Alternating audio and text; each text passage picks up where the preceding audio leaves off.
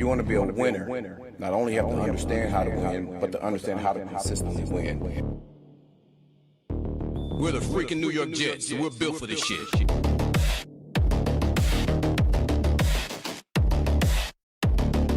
That's our brand of football.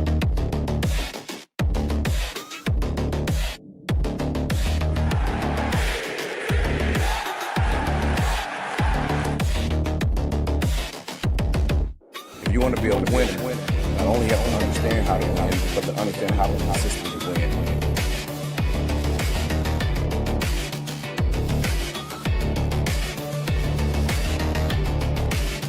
We're the freaking New York Jets, and we're built for this shit. That's our brand of football.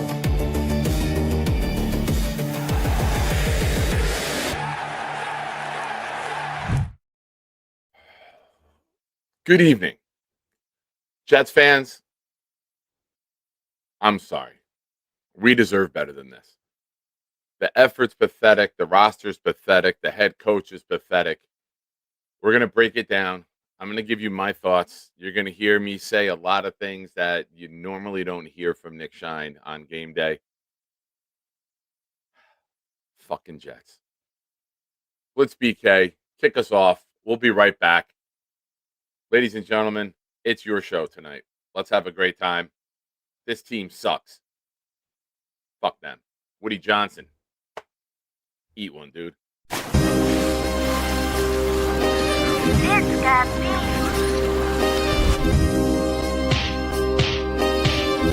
Gentry covered in football. Any day, any night, we all shine, bro. First class shine time, the Nick Shine Show. Anytime on YouTube, if you don't know, the Nick Shine Show, the Nick Shine Show. Dim the lights, but it's still bright as Nick time. Day or night, this is his prime, it's Nick Shine. Proud fan, well defined, to get in line. Toe to toe with any show, he only got 9. The best show on YouTube, bro, is easy. We talk Jets all day, please believe me. Subscribe, you just gotta click a family. We not a click in 3D. You can see a beautiful DP. We see through the fake teams and the tea leaves. So we pray for a coach and a QB and hope that we close to the top in the new league. A toast to the host with the most, Nicky. Who, me? Any day, any night, we all shine, bro. First class shine time, the Nick Shine Show. Anytime on YouTube, if you don't know, the Nick Shine Show, the Nick Shine Show. Fantastic. Yeah. You know what's not fantastic? When your divisional opponent and rival who's beaten you down for the last 25 years, minus a few games here or there, comes in and just laughs at you. Aaron Glenn, you got out-coached. You got outclassed. All by the guy that we had in the building last year for an interview who used this organization and had no intention of taking this job. Mike Vrabel, fuck you. Robert Kraft, fuck you. Drake May from North Carolina, your brother Luke is cool. You suck, fuck you.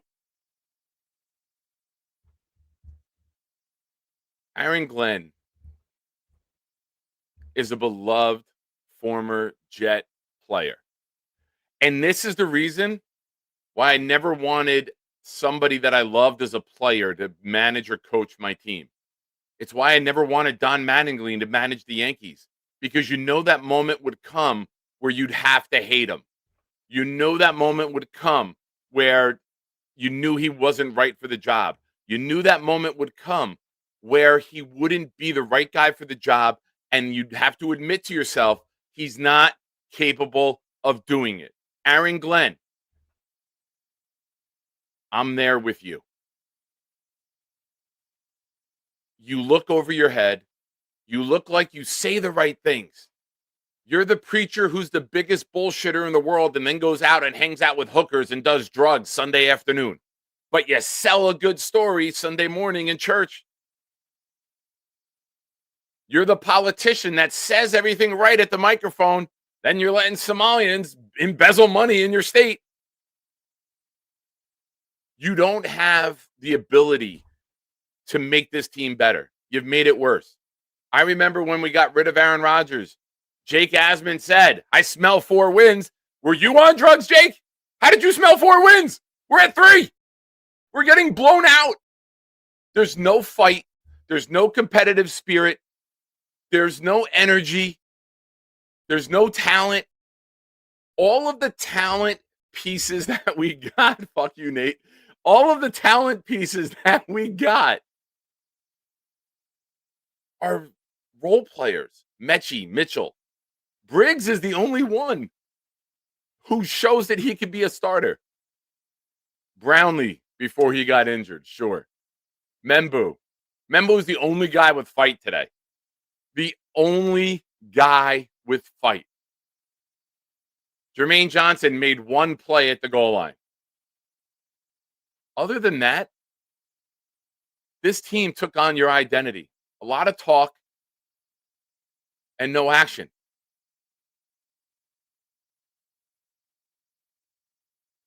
I'm not rooting for Aaron Glenn to get fired. I'm rooting for Aaron Glenn to get better. However, I could root for my big toe to grow back. Doesn't mean it's going to happen, folks. I can root for Charles Gorman to get a job, even put in effort to help it. Doesn't mean it's going to happen, folks. I'm not calling for Glenn to be fired. But I said to Jake 2-3 weeks ago on his show, if you lose these last 2 weeks to your divisional opponents and it's a score of 90-10, that conversation and that action could take place. Woody Johnson could become so embarrassed by this. And when you're looking at all of the other coaches this offseason, the Bears, the Jaguars, there's one other, help me, I'm flustered right now, who have first-year head coaches and they're double-digit wins. They're turning it around. You made it worse. Do I think he gets fired? No. But it's at the point where how do you have this end of the season be this awful, non-competitive football in any way, shape, or form, and not even get the number one pick? And now you're going to lose out on Mendoza. And maybe I'm more mad about that than anything right now, but God damn it, I've been on this guy's bandwagon since Labor Day. The Jets suck so bad, they can't even suck enough to be the number one pick. We have to sit through this shit and now trade up and now give away assets. And guess what, folks? Hello? Yeah. This Muji? Yeah. Fuck off. That could be the Raiders when we call and ask for the number one pick. Now, if you are someone who prays, here's your new prayer list. You pray that the Raiders say, you know what? You want them to have the Allen theory. You want them to adopt the Josh Allen Avatar theory. We'll sell this pick this year.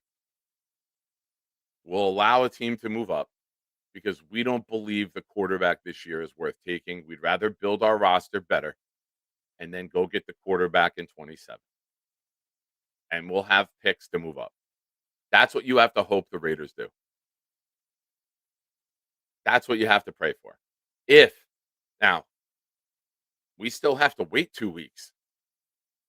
We still have to wait to see. Does Moore declare? Is this a 1 QB class at the top, which would raise the price to move up? Simpson, I think, goes back to school 100%. Simpson has not shown enough for me to even consider drafting him. Not in round 1, not in the top end, maybe not even at 18. This is rough, man. When you're this bad and you're not competitive, you're not even the number one pick. The Giants have shown fight. They're just not good enough to win. We're not even at the point where we're showing fight.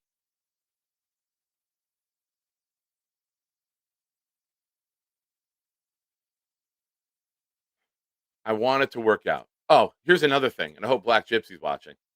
Are we done blaming Steve Wilkes? Defense looks just as bad, if not worse, without Wilkes. Looks a lot worse without Wilkes. So can we let that ship sail that it was all Steve Wilkes' fault and we were so bad on defense because of him?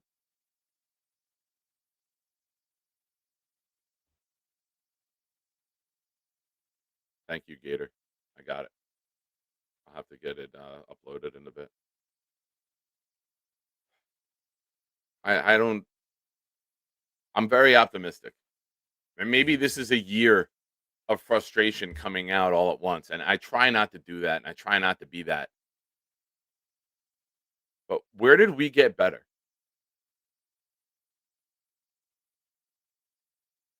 I can't think of anything. Special teams, great. It's cool when they score. It's a bonus. Can't become a playoff team just on elite special teams. Special teams are a nice addition to a team making the playoffs.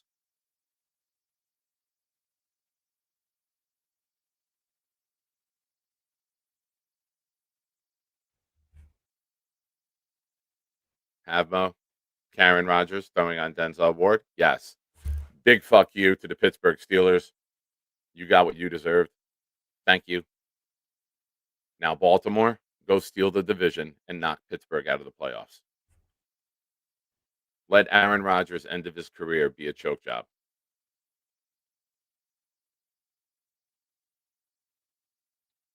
Boss Girl, a good question. Why, Nick? What does Simpson have to show you? A lot more consistency. He's been really awful and inconsistent since the end of October. And respectfully, he hasn't led his team to the playoffs. That's just a very, very talented team. He's done bare minimum. He's missed some throws. He's been inconsistent with his throws. I don't think he's ready for the NFL stage. I think he needs more seasoning. I think he needs more experience. I think he needs a better pocket presence. Those are just some of the things.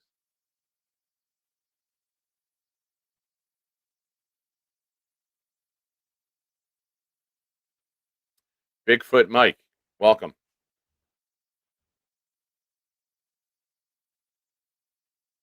Did you see that Crosby today posted Instagram videos being on a trampoline with his daughter and playing basketball in his house? He's just basically saying to the Raiders, F you. I'm going to expose everyone. I'm fine. Now, being able to be on a little 10-foot trampoline with your daughter and being able to play an NFL game are two completely different things. I get it. The Raiders did say he was going to require off-season surgery. Many players require off-season surgery and still play throughout the season. So I completely agree that this is going to be looked at. This is going to be diagnosed. It's going to be under a magnifying glass by the league.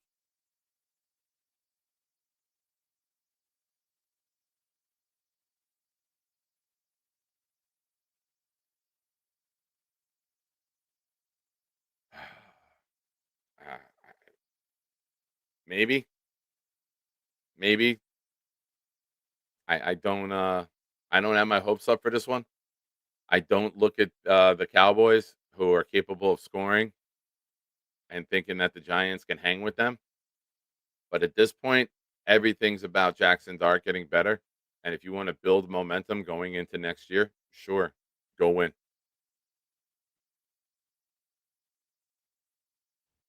That would be the Jets' luck.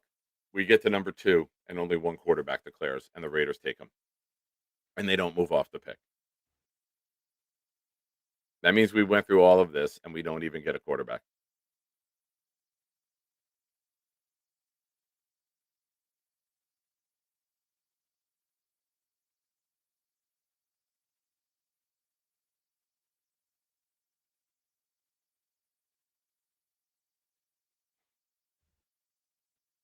Am I concerned about Buffalo resting starters next week? I think we showed in the second half today we can't even outscore the Patriots backups. So no, I'm not. Even if they rest some of them,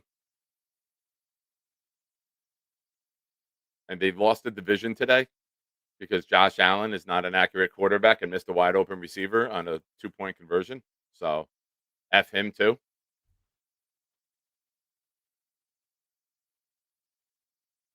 But folks, hit the like button. We got over 75 of you watching here right now. Subscribe to the channel if you haven't already. Jets fans, we're frustrated. I get it. We're aggravated. I get it. I'm working on a very large raffle prize. We're going to be giving that away Super Bowl Sunday. We've done a real big raffle here before. So with my work schedule and not being able to be on in good hours, we're going to extend the raffle. We started this morning. It's Sunday. It's game day. All raffle entries are double today. $5 super chats and up. Gifted memberships get you on the wheel. We had a nice showing of love this morning to everyone. Thank you for watching the pregame show. Appreciate all of you that were in here. J Quest says, why are people not willing to give Glenn a chance? We had 5 wins last year. It's not like he took over a playoff team. I think, I'm not speaking for me, Quest. I'm going to speak in generics here. I think we live in an instant gratification world with Twitter and everything and all the information in the palm of your hand. And we live in a world where everyone looks at what everyone else has and they want that too. And you look at other teams who hired first-year coaches and turned it around and had success. And it's why not us? And I think that the drought affects it. And I think anger and frustration sets in. And I think delusion will set in on some. And I know we're not a talented team. We're not. Our talent is at positions that are role players. It's not at the most important positions. So these premium picks that we have give us an opportunity to get blue chip positions in, not just blue chip talent. So we'll see. Whether it's Glenn or whether it's somebody else, I think we can all say without a doubt the roster will be improved, if not greatly improved, going into next year. I think a lot of people wanted to see improvement as the season goes on. I think a lot of people bought into what Aaron Glenn said because we love Aaron Glenn so much. We wanted to believe this was going to be the guy to turn it around. This is going to be the guy to make it right. Man, they're talking about coaching, taking shots at the previous regime. I mean, a lot of people would kill for a Robert Saleh defense right now. I think that when all the dust settled and his talk stopped, there wasn't a lot of substance there. It's a lot of flash at the mic, but no substance on the field. We didn't see improvement as the season went on. We saw players getting frustrated. We saw Breece Hall not utilized again properly after being told that Breece Hall was going to be our guy. He wasn't your guy.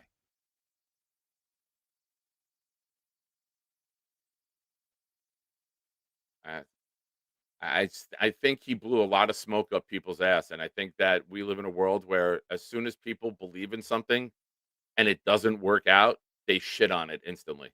And I think that's what you're getting with Aaron Glenn. I think you're getting a guy that people wanted to love, that people wanted to believe in. And now they're looking at him like, man, this guy just is a fucking used car salesman.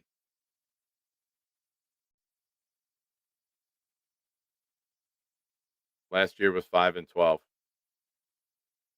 Wild Wave. 5-12 last year.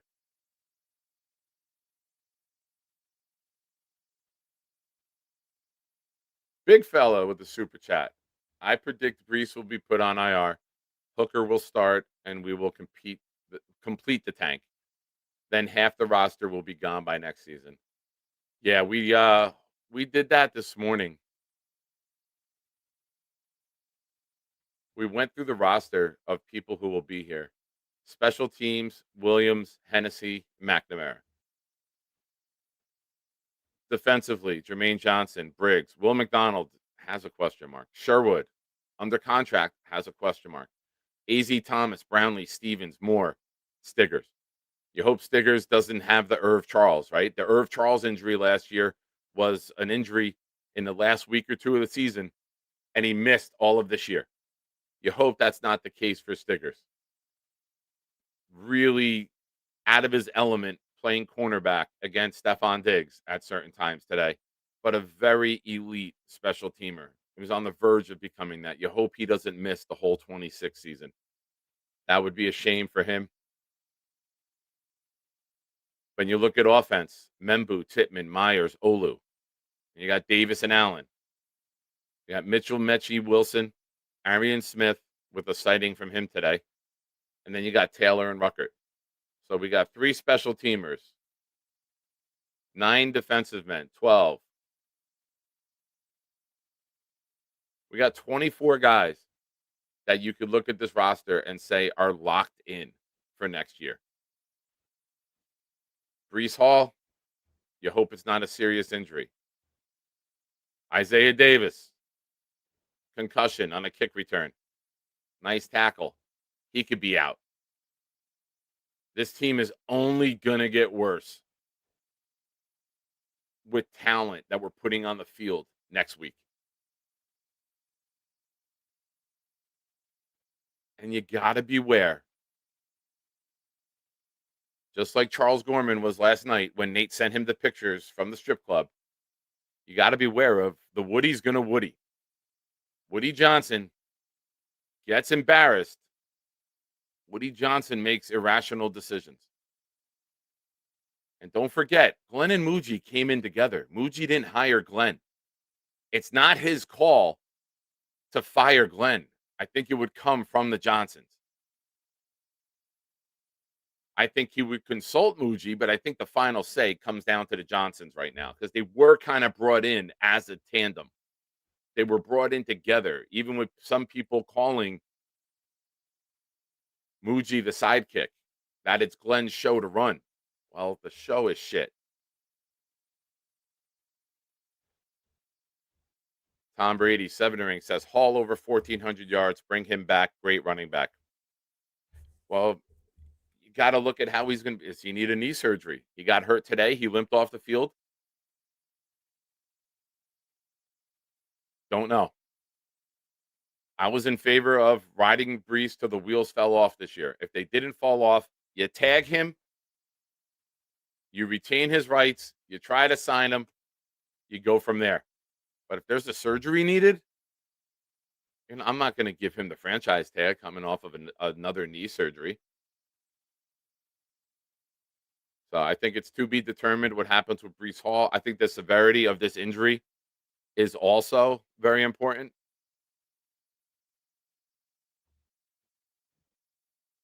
Zach Rosenblatt tweeting right now, Al Harris on the Bears staff should be at or near the top of the Jets defensive coach list this offseason. I think they just got a pick 6, the alert that I saw. So, speaking of other games, hit a nice parlay today. We cashed out early. Shout out to Peter Pins. We cashed out over $800 early. He places my bets for me because I signed the waiver. So, shout out, Peter. Thank you, buddy. We hit Texans, Ravens money line yesterday. Today, I moved the spread to Patriots minus 19.5, which was a fucking lock. Seattle money line over in the Titans and the Saints game. It was 39.5. They had 30 at halftime. That was an easy one. And then the Jaguars was the nail biter, and it was minus 5.5. They kicked a second field goal with 19 seconds left to go up 6. They had 2 field goals in the last 6 minutes of the game. I was a little nervous about them running out the clock, but they kicked that. They went up 6, and then they held on. So cash out option was 8.15. Nice little hit today. Curtis, member for 3 months. Dude, what was today? No effort, regardless of talent. Who are we drafting at 3 and 18? Thanks, man. I feel all your pain, peeps. We deserve better. We really do. We really, us Jets fans, deserve better. We've been through so much hell. And the reason I think Woody could make a move, folks, fans aren't showing up. They're not. Stadium's been more than half empty every game since Dallas. That matters to him. You have the largest stadium in the NFL, seating-wise, at 82.7, I believe. And it's empty. Parking lot's empty. I don't. I can't sit here with 100% confidence and tell you Aaron Glenn will be the head coach of the Jets opening day in 2026. I cannot.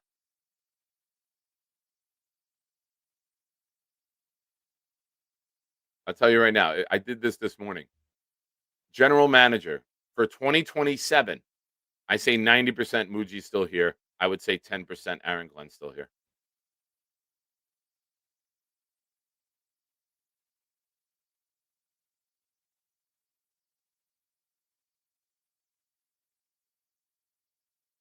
Yeah. Woody Johnson, why don't you go hug Aaron Glenn in the corner a little bit if he's still here during the draft? Clancy. Kind of like Weed, the people, was hugging his pillow and sleeping last year as Nate fed him a donut at 6 in the morning during the draft party, during the Shiner weekend draft getaway, which in early January, mid January, we will have some news about. I'm putting some plans together for this year's draft getaway. Hopefully, more of you can make it.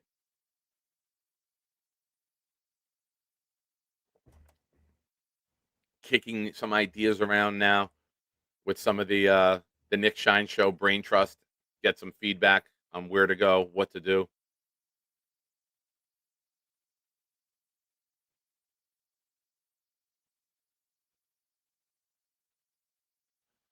Rich, 100% Rich. It's difficult looking at this team right now. You don't have a quarterback, you don't have a chance. That's just the way it is. Even teams who have a mid quarterback don't have a chance. You need a clutch quarterback.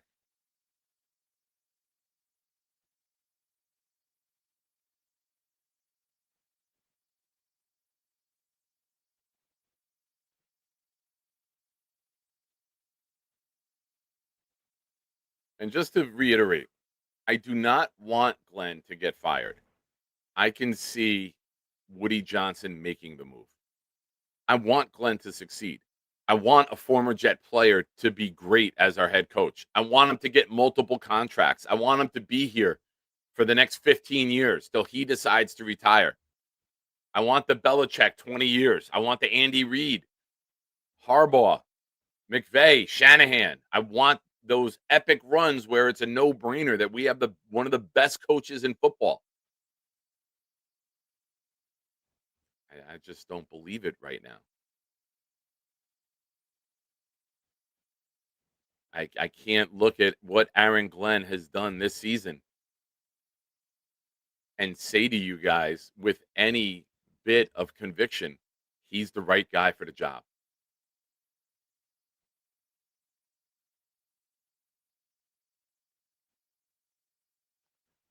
Patty Grimes, you better calm down.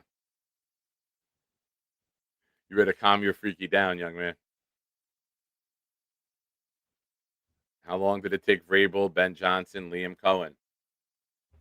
Sure. And you can say that all three of those teams, 69 of you watching, nice. Hit the like button, folks. We got a good crowd in here tonight. Let's make sure we get to 100 likes, which is the goal on all of our Sunday night shows. Would appreciate your help getting there. Right now, we're only at 44, so please do us a favor. Hit that like button.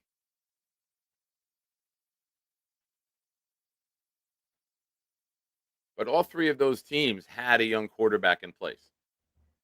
We don't have that.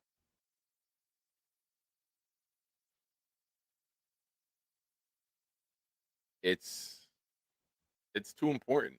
This league is too important. It's like trying to win in the NBA without a superstar. Doesn't happen. You need a superstar to win. You need role players and you need a superstar. You need that quarterback in the NFL. We don't have it.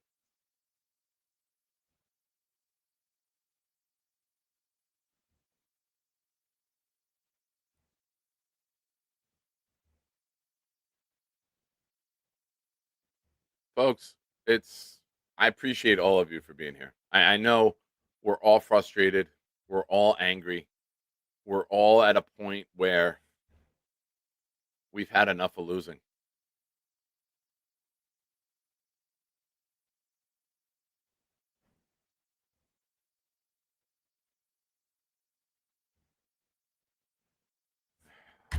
Link is there. If you want to vent, you want to let it out, you want to let your frustrations be heard, call in. Link is pinned. We'll take questions from the chat. Big fella, this is sad. I'm not angry anymore. I'm despondent. That's how bad it is.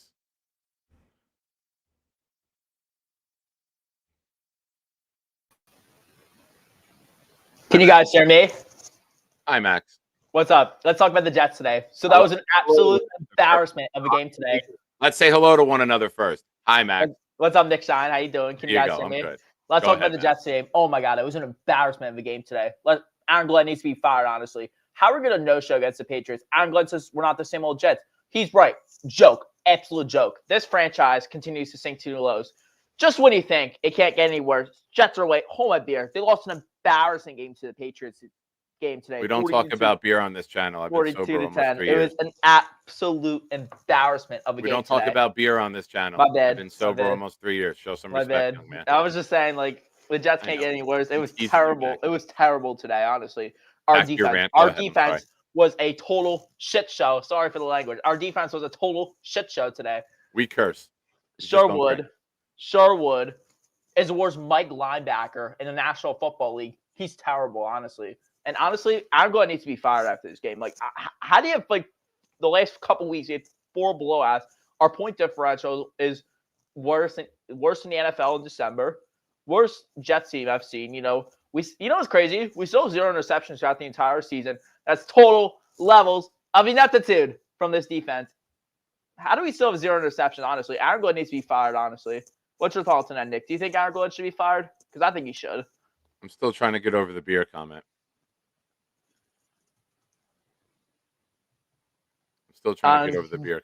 Read the room. My bad for that, Nick. It's okay. I'm kidding. But saying honestly, that was really bad. That was if Aaron Glenn gets fired, I want a top offensive coach, whether it's Mike McCarthy or Cliff Kingsbury or John Harbaugh if he gets fired, or Mike Tomlin. Those are the coaches I want to get instead of Aaron Glenn. He's incompetent. I wouldn't let Aaron Glenn be CEO of anything. I wouldn't let Aaron Glenn be CEO of Mr. Bentley's shoe store. I wouldn't even let Aaron Glenn be the CEO whether meal Chuck Wagon is cooking tonight. He is useless. He doesn't know what he's talking about. And honestly, he just doesn't know what he's doing. Now, I have a question for you. I've come across your YouTube channel. What's up? And several years ago, you were making videos. And when you would talk in those videos, you were calm. You were relaxed. What drugs have you been introduced to since entering college that make you so damn hyper? Nah, it's nothing hyper. So the Jets have been terrible. Aaron Glenn's, I had more optimism on the Saleh years. You know what I mean? Aaron Glenn and the Saleh years made you hit the fast forward button at 2.0? Nah, it's more the Aaron Glenn years because he's been terrible of a coach, honestly. He's terrible. It's not plural. It hasn't even been a full year yet. It's only 11 months. Hasn't even been a full year because I was like calm. Because I was like under Saleh, I was like, I didn't think Saleh was a terrible coach, but like we just have that quarterback play. And I didn't think Saleh was that bad of a coach. It's just when Glenn was on the Jets, he was just terrible, honestly. Gotcha. Glenn's just terrible. So, like, you know what? I'm annoyed, but you know what? It's because Aaron Glenn's just terrible. I don't think he's a good coach. Now, Rick Kent has a great eye for talent. He said the Mr. Bonesy's Shoe Store line didn't work either time this morning, and it didn't work now. Do you feel that you need to write new material to entertain Rick Kent? True, I can. Maybe I'll like be like, I don't think Aaron Glenn should be CEO of anything. Honestly, I don't think he should be. I don't think he should be CEO of whatever restaurant Chef Kevin's running. It's terrible. Like Aaron Glenn's just a horrible coach. Honestly, I'll be going live. Max is New York Jets 8572. I'm going live right after this show. Like I'm going live just right after, so I'm gonna hop off. And any of you shiners, if you guys want to call in, I'm also doing the call-in. I pinned the StreamYard I pinned it to chat. So if any of you shiners want to join after the show, I'm doing my own YouTube show. Max is NY Jets 8572. All right, Max. You're gonna wait for my show to end and then go live? What time are you going live? Because I said 8. I'm live. Okay, but what time You're you on go? the show. I'm live now. Sounds good. But what time are you ending your live?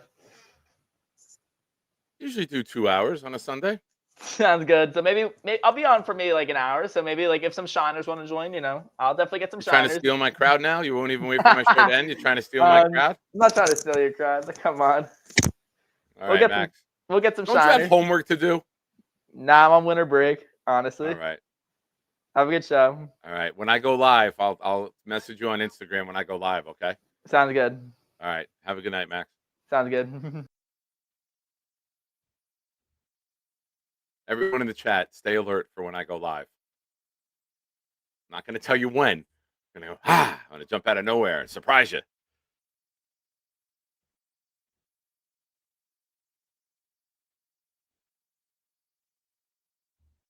$200, Nate. Basically, what you won in the fantasy league, I'll just keep. And then I'll end it right now. You sign off to that and say keep the 200. I'll end the show right now, mid-sentence.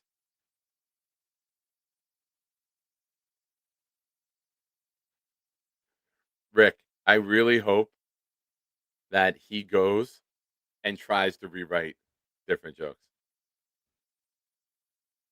That would be the best. If he just starts trying them, no matter what he comes up with, never let it work. Never let it work. Oh, son of a bitch just went live. Lou, what's up, buddy? I can't believe you just tried to steal your customers. He That did. is crazy. And then he just went live now. I got the alert that he went live. Nate, go watch his show, please. I'll send you $20, Nate, to leave the chat. I cannot believe you just did that. That is the most shameless plug. It's not even a shameless plug. It's worse than a shameless plug. Wow, man. But yeah, today was rough, Nick. At one point, it was like only me there and like two other people. I saw your picture, man. That It's was crazy, man. I was literally the only one in the whole 113 section. It was like nobody, not one other person there. And, totally outnumbered today. But my thing is right now is, did we just lose Mendoza with this Raider win? It's close. I'm not going to commit to that yet. I am going to hope that Dante Moore balls the fuck out. I'm going to hope that. But that's losing Mendoza, right? So no, if the Dante Moore, the quarterback from Oregon, balls out, Brady's going to take Mendoza if he gets the chance. That guy's too. I mean, we don't know if Moore balls out, if Moore fits. Like, I don't know if Pete Carroll will be back. I don't know if they're going to give Pete Carroll, a young quarterback. We don't know if they have the ideology of our roster is not good enough to win. Let's build up our roster. Let's sell the pick and let's make this a better team. And then we can go all in next year and get a quarterback. The Jets have 3 number ones next year. Let's get one of those number ones in a loaded class. I don't know. I'm presenting scenarios that obviously would benefit us long term, but they are scenarios that aren't crazy. They are logical. They might look at Mendoza and Moore and say, we are not taking this guy with the number 1 pick. It's not worth it. We're better off selling. We're better off building, and then we're better off capitalizing next year. So the only path now is that the Raiders beat KC and the Giants beat the Cowboys. Am I correct by that? Because, I bother you about this all the time. Like, I'm just crazy. Give me this scenario again. Okay, so Raiders beat KC next week. Raiders have to beat KC. And the Giants beat the Cowboys. Then what? Giants beat the Cowboys. And but Jones pull that. Separation right now. The Raiders' strength of schedule is 544. The Giants' strength of schedule is 531. If the Giants win, they're at 4 wins. We're ahead of them. The Raiders win. We're both 3-14. Now, the team with the lower strength of schedule, that's the tiebreaker. If we end up with the same strength of schedule, it goes down to a coin toss for the number 1 pick. So we're at 548. They're at 544. It's very plausible that it ends up being neck and neck. And that would be wild if the number 1 overall pick would come down to a coin toss.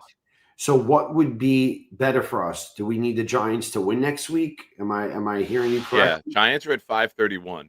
Yeah. It's possible that you can close a 17% gap are 0.017 gap in strength of schedule because you don't know how many teams are going to be playing hard or going for wins or resting starters. But I would rather just the Giants beat the Cowboys. It helps us in multiple ways. The Cleveland Cowboys was could get to super bad. 8-1, which would be if the Cowboys win, it helps us because they could be 8-1 and potentially get the Colts first round pick higher if the Well, Colts end up that's 8-9. the other scenario, right? Yeah, there's a so lot of moving parts when you have a ton. multiple picks.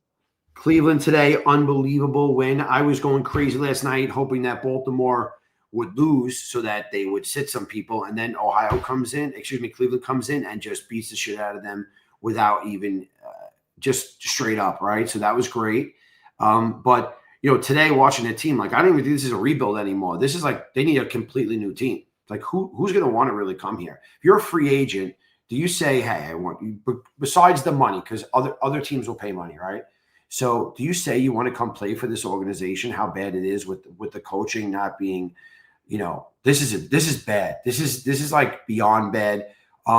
Once again, I think you hit the nail on the head with Woody. Woody could react, and so many people today that I saw there are like, definitely not coming back with their tickets for next year. Obviously, that's the obvious. But some people that I thought would never give up their tickets that's it. They're not selling tickets no more, and next year's going to be even worse. Woody could react to that. Yeah, I think Woody, and I stand corrected. The coin toss is a couple tiebreakers down. Thank you, Nate, for correcting me with that. Division conference comes in, then common games. Strength of victory, best combined winning percentage of all teams the club defeated. Combined rankings, net points, touchdowns, and then a coin toss. So forgive me. I was misinformed with that. My apologies, folks. Point touchdowns. Well, we're in the lead over there. Yeah. Right. But this is incredible how bad this is. I don't know how they're going to fix this, man. This is just so bad. There's nobody doing anything on that defense. Nobody. And I know it's like all the good guys are sitting and whatnot, but this is like beyond sad. And today it was probably the most shit I've ever gotten for being a fan. It's pathetic. And, I hate New England Patriots fans with all my heart. Shout out to you guys in the chat. We got 100 of you here watching. Make sure you hit the like button, please. Don't be like Nate. Hit the like button. No one wants to be like Nate. That should be a shirt. Don't be like Nate. Yeah, man, it's why I didn't want to go. And if I did go, I was just going for the pig roast and then coming home. I don't want to sit around these people. I didn't want to watch them be happy. I don't want to watch them enjoy life. Fuck them. They're horrible human beings. All of them. I couldn't even. They were getting crazy today. The Patriots. There were so many fans for them, right? And they were getting crazy. I couldn't even say nothing because it's like, what could you possibly say? One more, what can you say right now? This is so bad. If I was in charge of this team, I would walk in and fire everyone. I would say, you're fired. You're fired. Don't even look at me. You're fired. There's no one no one means anything. I think the biggest mistake, and then I'll let you go, the biggest mistake was not really doing a fire sale. They should have just traded out everybody at this point. Like, we would have won one game. We've lost all the games. We should have just got rid of everybody. Now we're stuck with guys that don't look good and their trade value is down, or we might not even want them or cut them. So we are so screwed. We should have got rid of everybody. Yeah. It's insane, man. I try to find a positive, Lou. You know me, right? You're pretty positive. So, you know my mindset when it comes to this. I'll try to word it this way. Sometimes you have to hit absolute rock bottom. This is worse than that. I mean, we got a great rock collection because we've been down here a while. This is worse than that. This is worse than that. And I'll tell you something that I learned in sobriety when I first got sober. The moment you hit rock bottom is the moment you stop digging. So hopefully with all this draft capital and Muji and the money that we have available, hopefully this is rock bottom right now. I say that before Buffalo goes and puts 50 on us next week, but I'm just going to consider that the same rock. because it's just that bad. You know who I blame a lot for this? This is going to be crazy and controversial, but Garrett Wilson, because he did not want Aaron Rodgers back. He did not want Devontae Adams on his team. Yeah, but then Wilson would have probably requested a trade. That was the stories coming out. That is true. Wilson would have been gone. That is true. You take the younger talent over the guy at the end who just led you. If Rodgers had an 11-win season last year, yes, let's ride. Go, tweak it, fix it. Nobody would have got fired. They would have went all in one more year with him. But it wasn't. It was 5 wins. I was all for getting rid of him, but what I'm saying is that Garrett had a big hand in that. And then his next hand was go get the quarterback that does pass to me a lot. And the quarterback that did pass to him a lot is actually who gave him those hospital balls to put him out. And the next This is why players should play and not try to manage. And you haven't won anything, Garrett Wilson. You shouldn't have a say in anything. You shouldn't have an influence. You haven't. He definitely does. Haven't equated to wins, bro. You haven't had a winning season. He definitely has a hand in it. And here's the next thing. So let's say we end up with pick 3 and we pick Carnell Tate.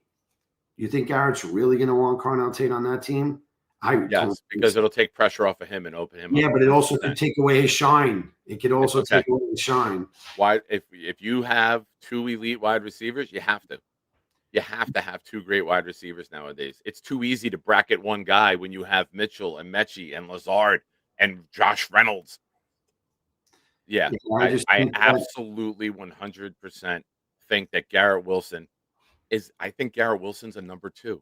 I want a true number 1 across from Garrett Wilson. And then I want to move Garrett around and put him in the slot and free him up and create mismatches. But I need somebody that's more physical, somebody that's capable of going and doing everything. Look at Philly. A.J. Brown might not get a massive amount, but he's that dog. Devontae Smith is what Garrett Wilson should be. He's the guy that can open up underneath and run those outside routes and get open because you're worried elsewhere. And then Devontae can have amazing games. I think Garrett Wilson is that guy.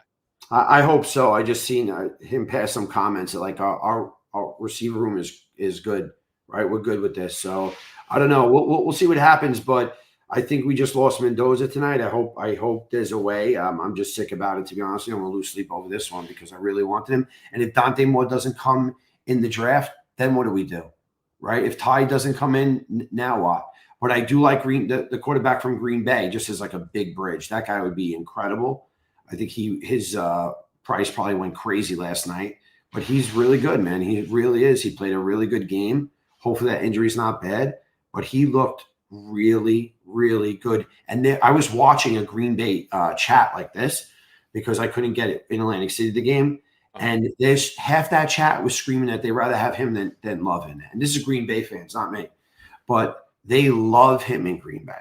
So who knows? He might be a good option. The most popular guy on any team is the backup quarterback. Even when you have a good quarterback, it's always like he plays nice, though. He plays pretty nice. But look, today was a rough one. I literally, like I said, was alone. It's like nobody. And I mean, nobody. My own cousin left me. Well, I hope you guys are still family. I'm pissed he left me. He took a picture of me alone and just ran out of there. I'm like, God. But yeah, I appreciate the offer for the tickets, but of course, I did not want to be near those people. That lower bowl in the end zone just looked filled with Patriots fans. It was. It would have been absolutely miserable. Yeah, they were loud. They were screaming MVP, and Jet fans were screaming fire AG. Those are the chants. They did. Fox did show at one point a Jet fan with the middle finger up, chanting "Fuck you, Pats! Fuck you, Pats!" So yeah, well, I don't know. I just think this could be a long road, and that's what I'm really afraid of. Like, I'm okay with going to the games and losing right now, but like, how long can we? And so many guys have done it so much longer than me, but this is supposed to be the new era here, and I just don't see a path to it with this coaching. I think Aaron, Glenn better. We talked about it. Is Tanner really going to make it? Does it look today? Did that look in any form and fashion that Tanner has a chance to stay? No, but you also have an undrafted quarterback running your scheme. Understood. So it's not going to look good. They know he can't make throws. He doesn't try to throw the ball over the middle at all. He can't read or process the defenses. He doesn't have the experience, the knowledge, or the ability to do it. You're really, if you're Tanner Engstrand, you got to be frustrated because you may have your job on the line with how bad the offense looks, but you have to be able to look at it objectively and say, look what I got. So I don't know if Tanner gets fired. And if you do get fired, what are you going to do, Aaron Glenn? You haven't shown the ability as a head coach to go get a top-notch offensive coordinator. You're going to have to ride with this kid and see, or kid, Tanner Engstrand. You're going to have to ride with this young coach and hope that him and Scott Turner can figure it the hell out and make it better. Well, you know what? I was just thinking the Raiders, right? They wanted to tank. They were like the art of tanking today, right? So by the art of tanking, they probably lost Max Crosby over it. And maybe they get Mendoza, but Max is obviously pissed. He went playing basketball, showing that he wasn't even injured. Yeah. So that guy's out of there. I wonder if there's a path for us to get him. That would be incredible to have a good leader on this team. Or would he want to come to the Jets? Who knows? I know. I mean, it's going to be fun to talk about. We have all this trade capital. Anybody that becomes available or is rumored to be available, Jets fans are going to immediately clamor over. But I'm not sure if we go big game hunting yet because Crosby will be 29 in August, and we're not on the precipice of winning. No, but we need a leader or we'll never win. We need a leader on the defense. But we need the quarterback too. And if you get the quarterback right, say we get the quarterback, Moore or Mendoza, and next year looks promising. Now is when you make your jump going into 27, where you have the young quarterback. Like if we have a season like Stroud did a couple years ago, or Jaden Daniels last year, where it's like, holy shit, we got the guy who's the next big thing.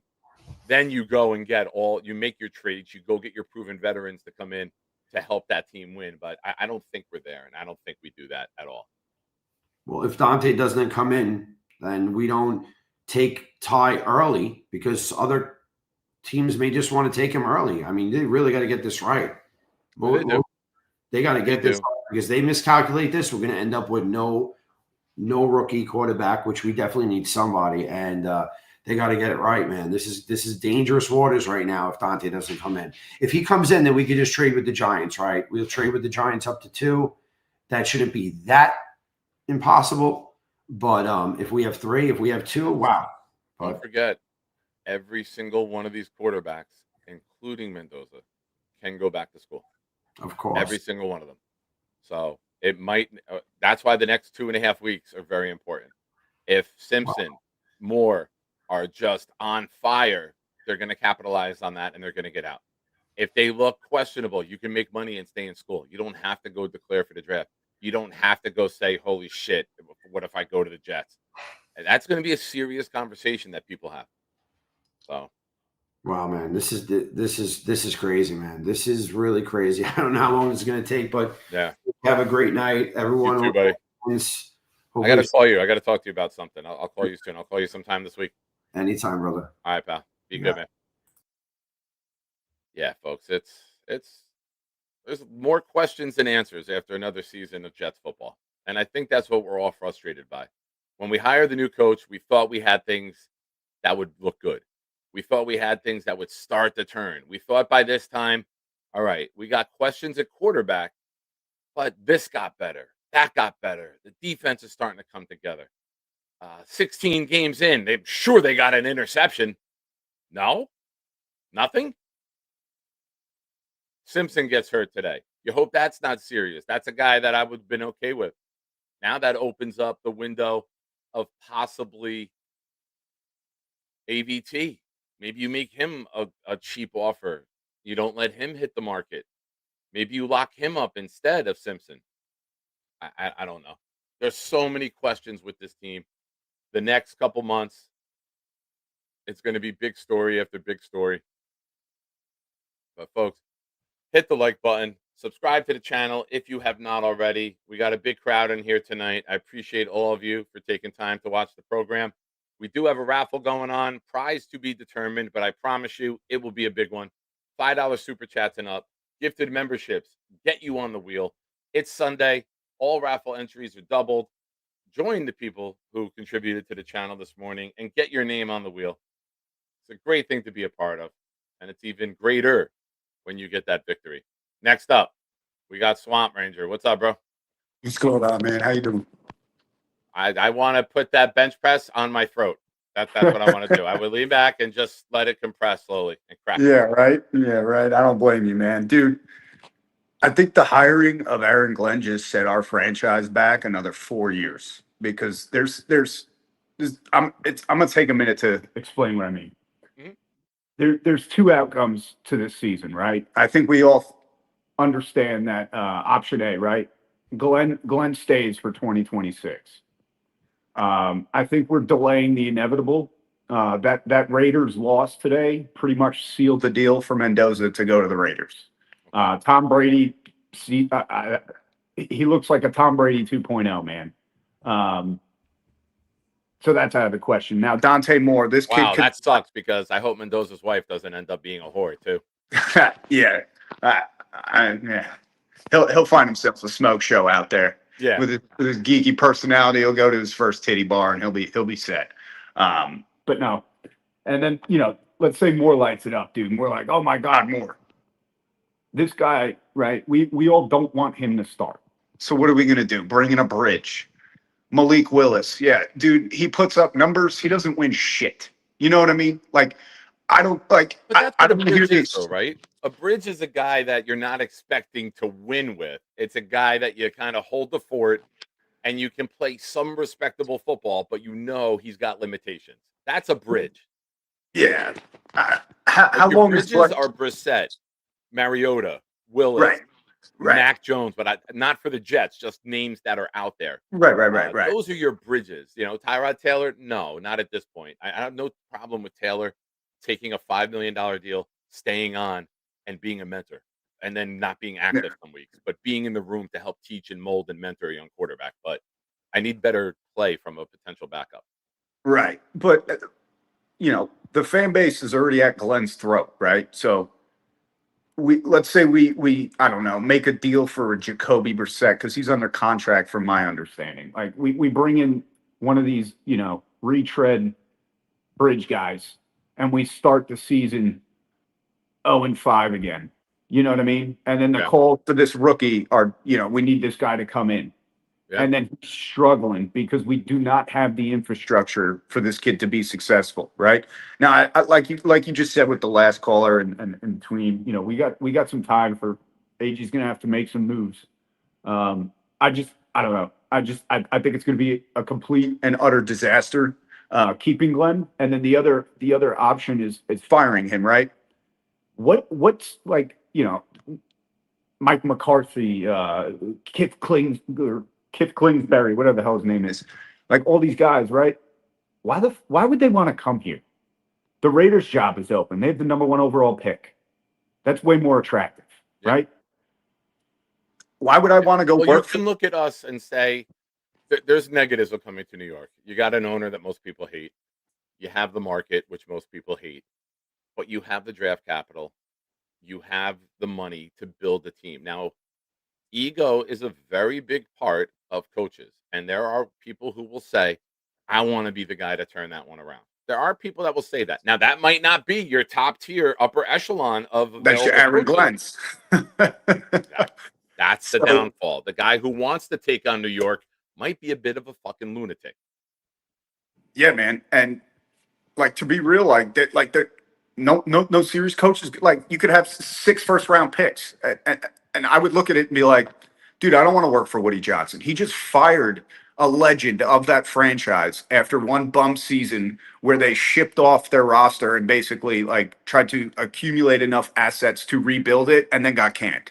Yeah. Well, who's to say, if I draft a rookie quarterback and sit him in the first 6 weeks and we go 1-5 and, then I put him in and he struggles and because there's so many holes on this roster, I don't get canned. I'd rather go to Las Vegas where they play in a dome. There's nice weather.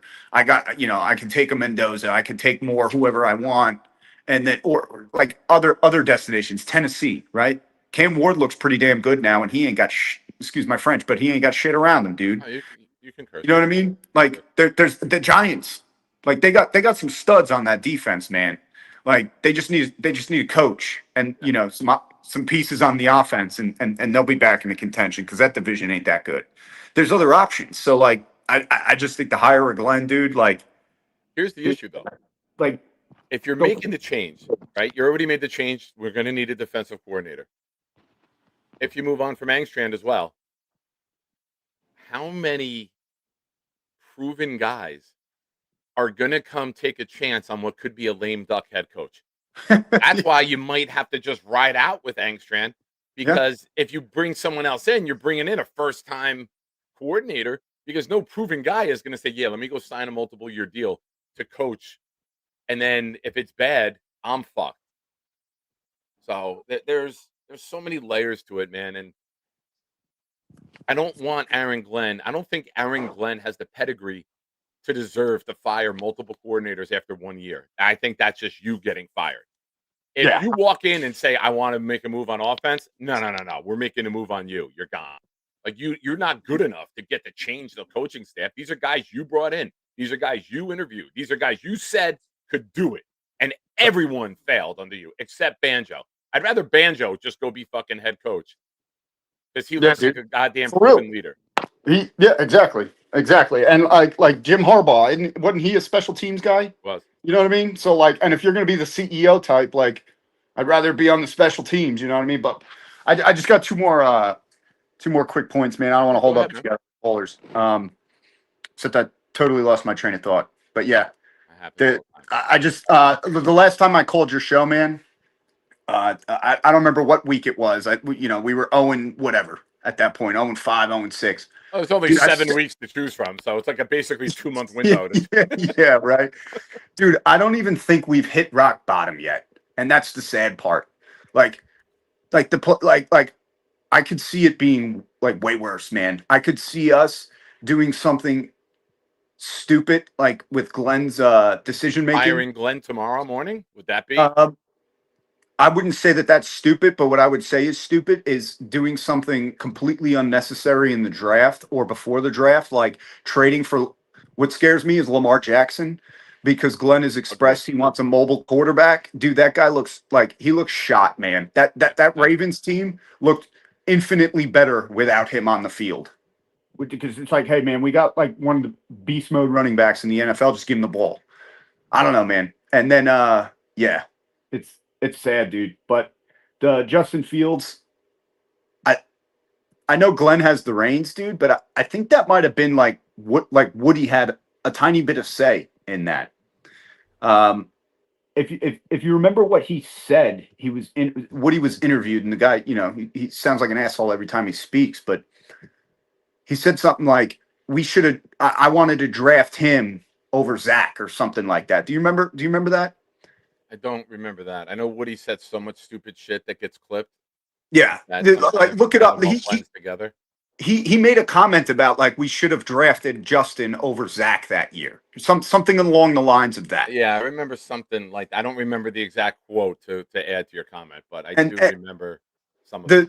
When that move was made, man, that was around the time where season tickets were trying to be sold. So if the Jets rolled into this year, now I'm sure Glenn was on board with it. He was probably like, yo, he's a good dude. You know what I mean? So there was some mutual like feelings about it. But I think Woody had a little bit of like, hey, man, like that. Yeah, I'll sign off on $40 million or whatever the ridiculous contract I gave him. So, I'm not trying to defend Glenn. But I don't want like Justin Fields. Yes, he was the best option available. The dude's cheeks. Unfortunately, he wasn't cheeks enough to lose us that Bengals game, so we could still be competing for the number 1 overall seed, man. But I'm not gonna hang you up anymore. I appreciate you taking my call, man. And like I said, dude, I still don't think this franchise has hit rock bottom yet. I think it's gonna get worse, and I hate to say that. I hate to hear that because it's been really bad. Dude, I'm. It's sad, man. I don't know how, but I just don't see it getting better, and I could see it getting just worse, man. And that's when you don't have the quarterback. And I thank you for calling in, Swamp. Appreciate you, man. Yep. And that's the thing, when you don't have the quarterback, you have that opinion, you have that feeling, you have that take that you don't see the sun coming up tomorrow because of how bad it is. When you have a quarterback, you have hope. The Buffalo Bills have hope every year. They've never sniffed the Super Bowl, but they have hope every year. Every year, the Bills have hope because they have a quarterback. Every year, the Ravens have hope. They've never sniffed a Super Bowl, but they have hope.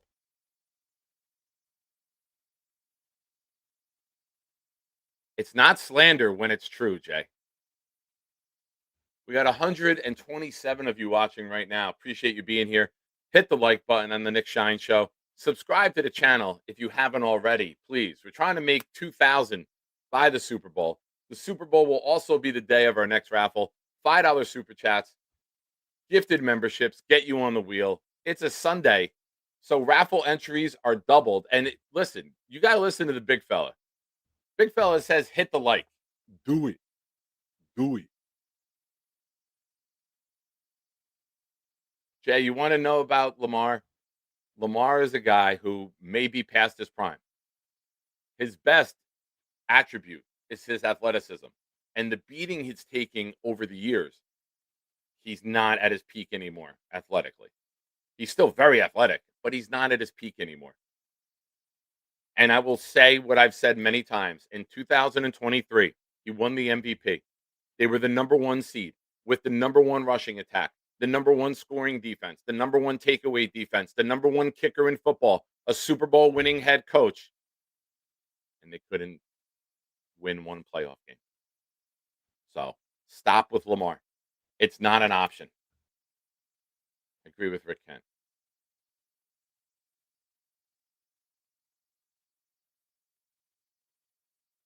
Ladies and gentlemen, excuse me.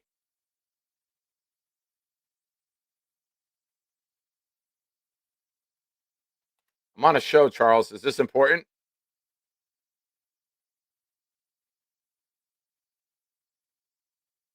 I'm doing a show, Charles. Is this important?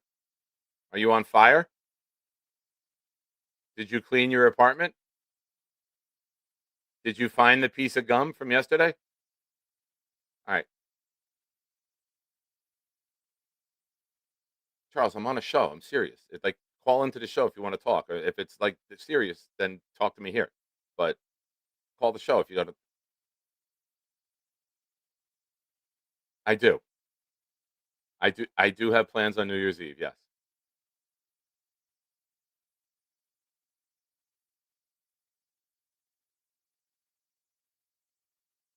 I appreciate that, Charles, but I already have plans with the kids for New Year's Eve.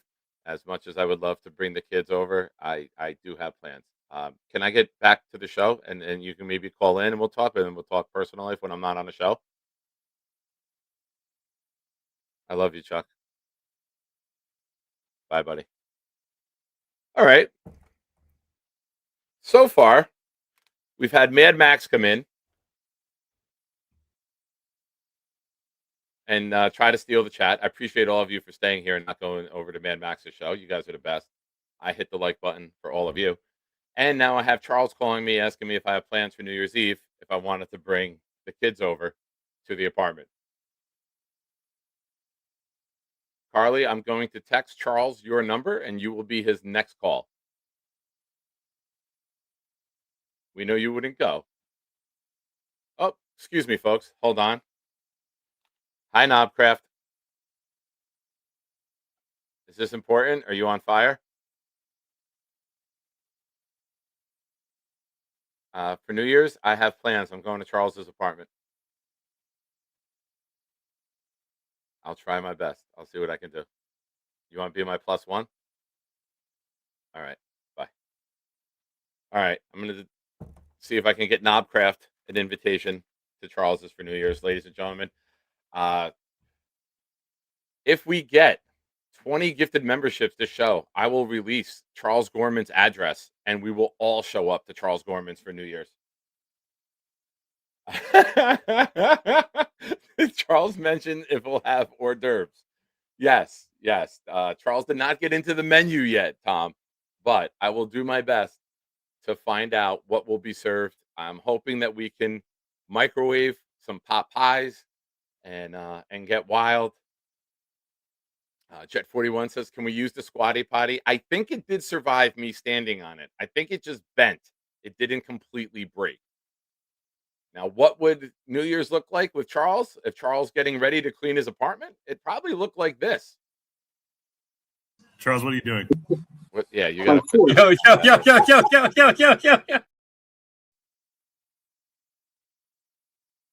ISU just texted me. What am I doing for New Year's? Oh, am I busy on New Year's? Yes, I am busy on New Year's. Folks, call lines are open. Also, not only does Charles clean dishes like this. Charles, what are you doing? What, yeah, you got to. If you want to see Nate build a snowman, he has an interesting technique.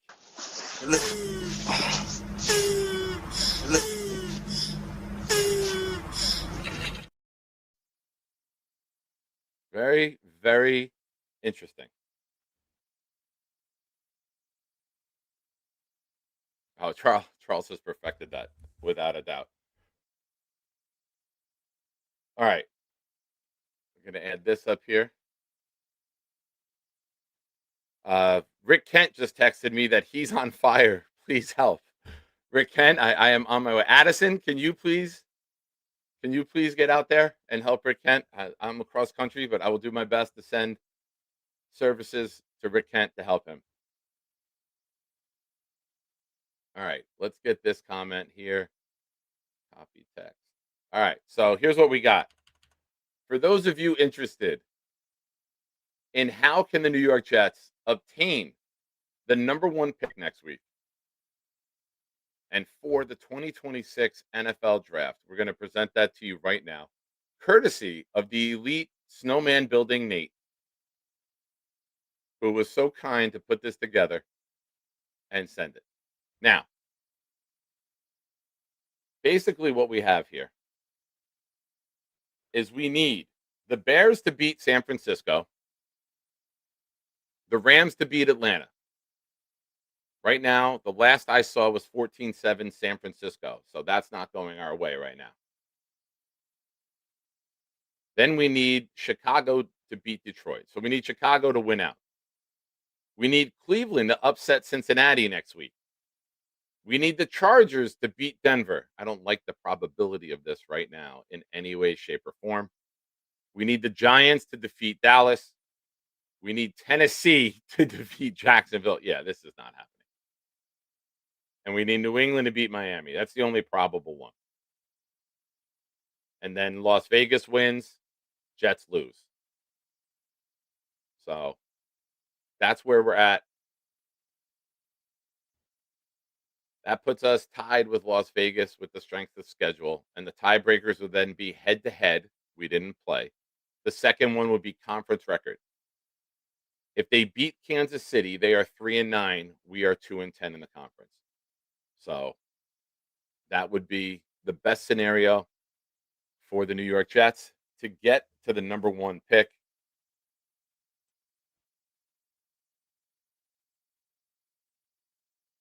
Six out of 7. Sorry, Nate. I didn't have the chat up. Forgive me. I didn't see that part. My bad, dog. So we need 6 of 7. I feel like all of that was just a prolonged prank to get me to say 6-7.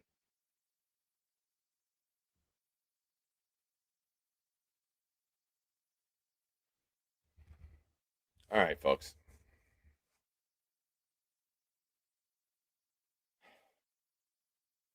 Charles Gorman calling me during the show to invite me over for New Year's. Interesting. And I wasn't going to take the call. Joe the Jet G, member of the channel for 16 months. Thank you, Joe. We are so screwed. Dante Moore is not coming out, and we're going to be handcuffed. The sorry coach. This franchise is broken. We are not drafting a QB.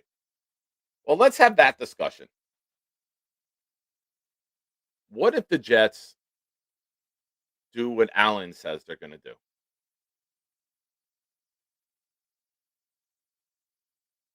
What if they decide to wait a year for the quarterback? I don't think they should.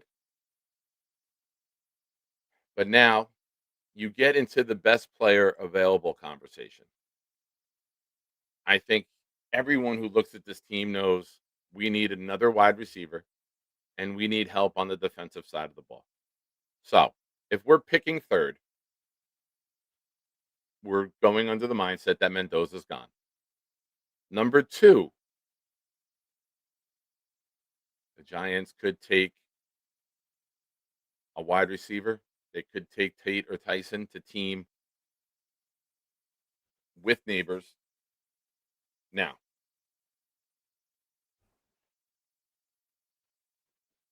you have Reuben Bain Jr., who a lot of people think with his shorter arms is better suited for the inside, but he's 6'3", 275. He's not a massive defensive tackle. He's more of a pass rush guy from the interior. You have Caleb Downs, the safety from Ohio State. I cannot envision a world where we take a safety at number 3.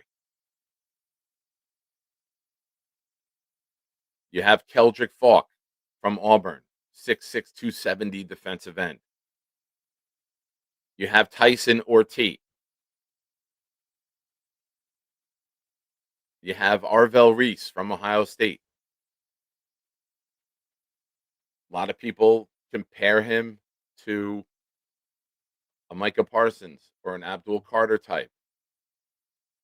You know, Carter's been disappointing this year, but Arvell Reese could be that elite off-ball linebacker, pass rush guy.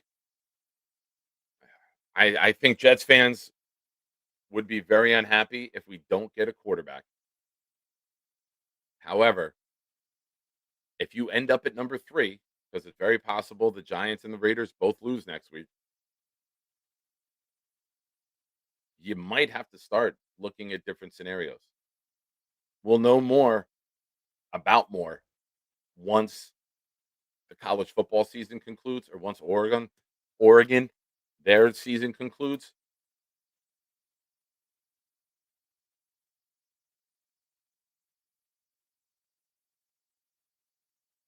I don't know. I don't think Jeremiah Love, the running back, is an option. We are nowhere near taking a running back. I've said it many times. A running back is the final piece of the puzzle. There's not a... I mean, you got Tate and Tyson, the wide receivers, sure. If you want to build something so that the future quarterback in the following year can come in with a finished product on offense, that would be great. Charles Gorman, 5'1", 275.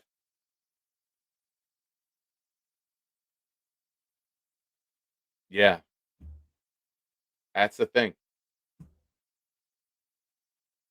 It's a quarterback's league. If you don't have the quarterback, you don't have a chance.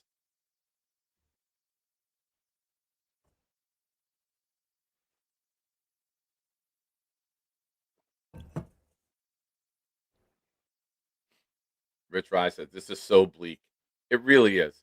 This is the draft where you're at 3 and you're in no man's land. Only one QB that I really like this year, and we can't get him. I'm afraid of the possibility of us trading up for a guy just to get a guy and getting the wrong guy. That's also a possibility.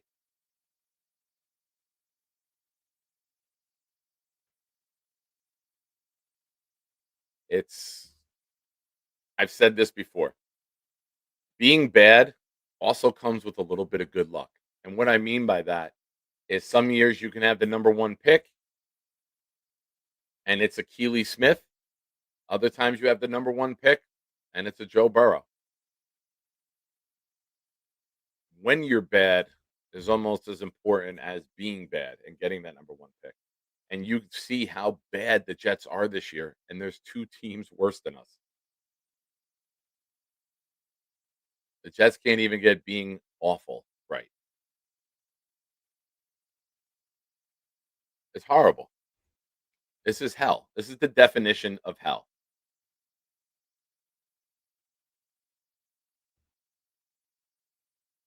I don't even... sometimes I look at this team and look what it's become, and I can't fathom this is reality.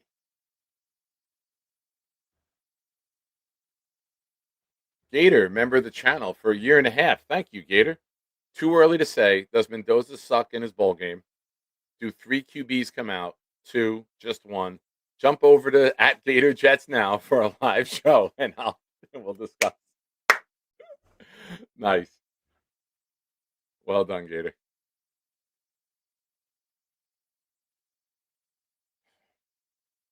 I mean, are any of us excited if it's Simpson? I don't think Simpson excites your fan base. I don't think Simpson gets you riled up to go buy season tickets. I don't think Simpson does anything to move the win needle in 2026. And I will say this again. This has nothing to do with me being a Georgia fan.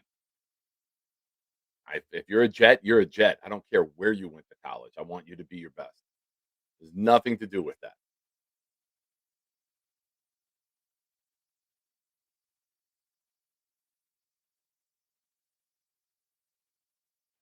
Score coming in 21.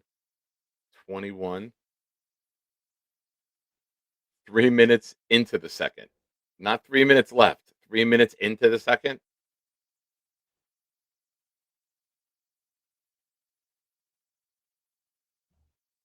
Wow. That's ridiculous. I'm jealous of that. So today in the Nick Shine Show Discord, we were watching the game together. The Patriots scored 5 touchdowns in the first half. If you counted the last 5 touchdowns the Jets have scored, you would have to go back. The 5th touchdown starting today would be in the Atlanta game. You'd have to go back to our last victory for the last time we scored our 5th touchdown. Jesus Lord. Horrible. I think I saw 51.5. It might hit in the first half.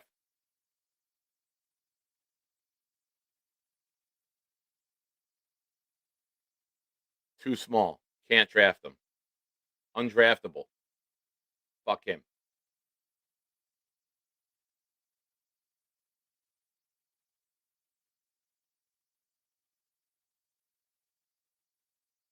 Folks, enjoy this video.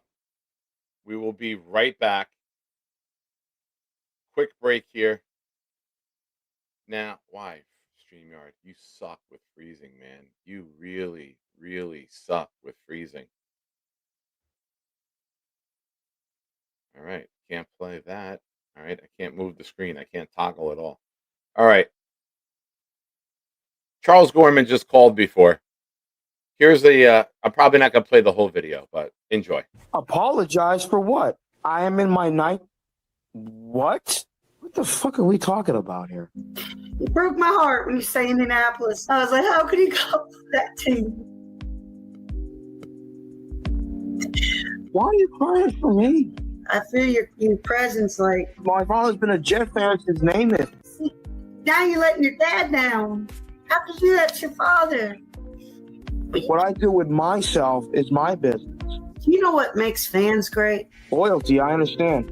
Sometimes you gotta stay as a fan enough with the crap.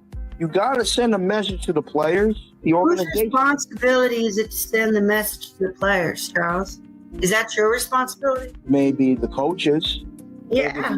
I mean, my heart's been broken since Bill Belichick walked out of on us. And, oh my God, when he walked out of that room, I said, holy cow, what's going on? I'm not going to just blame Bill Belichick leaving. I mean, but what do you and Bill Belichick have in common, Charles? To be fair, they've been a poorly ran show, no doubt. But I don't give up on them. I just don't. What are the Colts going to do for you? Don't say they don't do anything for me. It's fake love. Stop it with the fake love. No, that's just a bunch of nonsense. I think you're looking for quick love. Oh, my God. You're trying to find that next fix. Forget about the fake love crap. Do you have a man? No, I'm single. We're going to have to work on it, Charles. I'm not running into a relationship right now, especially to somebody who gives up as easily as you do. I need you to practice being loyal and sticking to things. I'm a dog person because dogs love you. I'm a dog person myself. Well, then why are you going away from your owner, from the love of the house that you have? Indianapolis ain't a place for you. You got to be with your loving family in New York. Rebecca, listen. There's a lot of emotions and thoughts going through my mind. I probably have a lot more than what people realize. Kind of a unique individual in that regard. But Rebecca, I understand you've had your heart broken, not just with sports, but in personal life as well. I've had my heart broken and personally as well in my life, and it's heartbreaking too. I mean, remember, I got freaking catfish, which was probably one of the most biggest embarrassments of my life. And I'll probably will take a while to recover from that emotionally. So what is it going to be, Charles? Because I don't got much time left here. Are you sticking by your decision? Do you have a favorite cereal, Rebecca? Mine is one of them is Cinnamon Toast Crunch. I know it's not healthy, but I love it. I'm trying to focus on this. Look, I got to go. I can't be talking about cereal on this thing. I'm sorry, Charles. I told him this. He's Charles. Rick Kent. Oh my God. No, I've been sitting here watching it, Quest. StreamYard's been freezing. And on the right, you can scroll up and down to all your videos and it freezes. So I'm stuck with the options that I'm able to pick from at that point.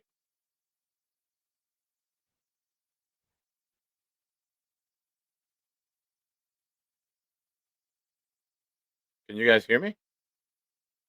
We good? Let's welcome Rich. What's up, buddy? You hear me?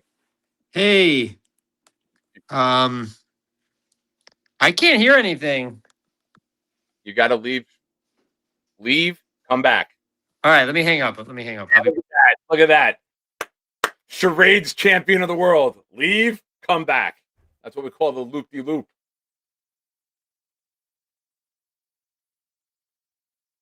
Hell yeah.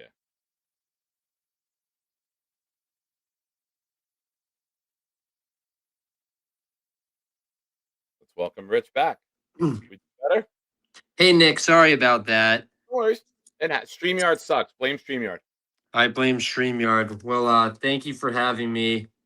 I'm a very optimistic Jets fan. I find reasons to stay positive and stay optimistic. A lot can change quickly. I've seen a terrible season, but I've seen some signs of positive player development from guys that we drafted this year and traded for. But man, after today's brutal loss, I'm not going to evaluate a lot based on today's loss because we've been in full tank mode for multiple weeks and we have a UDFA at quarterback, but it's still absolutely humiliating to lose like that.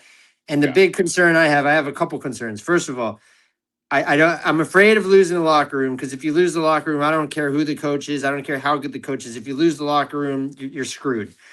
So I don't know how the players feel after that, but I think next season's a fresh start. It can improve or it cannot improve. I'm not going to speculate.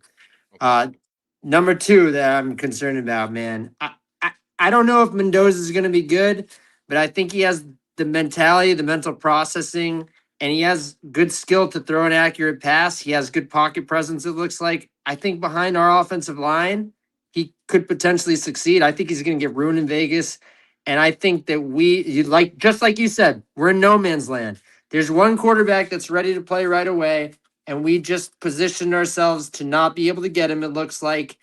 And I'm afraid we're either going to draft a guy like Dante Moore, who I like, but Glenn's going to be on the hot seat. And if we play a guy that's not NFL ready, that doesn't have time to develop in this market with this history of losing, that is how you ruin a quarterback. And we have a history of doing that. So I'm freaking terrified about that. Yeah. Thank you, Rick, for getting that in the chat. Well done. I agree. And here's the dilemma. Oh, the wire just got caught. God. Here's the dilemma. This is what you have to tip the scales and see where you are as an organization. Do you believe in Aaron Glenn to build it? Do you believe in Aaron Glenn to develop a young quarterback? Now, if you don't, you have to make the move. Forget the money. You have to make the move. And if you're Aaron Glenn, you're now in a position where you might not want to play a young quarterback right away, but you might have to. Exactly. You might want to try to sell to everybody, I'm good enough to keep. Look what we're doing. He got better as the season went on. We're almost there. So I feel that we're in a lose-lose situation. Yeah, And guess so what? bad. The Jets love losing. I 100% agree. I'm so scared of drafting a guy because you're desperate and you have to draft him. I think Moore could be really good, but if he comes to New York, he might be playing before he's ready. And I would not want to play a guy with that little starting experience in this market. If you go to Jacksonville, that's one thing. If you go to New York with this 15-year history of losing and people calling for your head if you don't produce right away, holy shit, man. So bad. Yeah, it's so we're bad. in a bad spot. And like Lou B was saying earlier, maybe we're not at rock bottom yet. I am utterly concerned that when I wake up tomorrow morning, I'm going to have alerts that Woody Johnson fired Aaron Glenn. I think that Woody was so embarrassed today that Woody can just do it.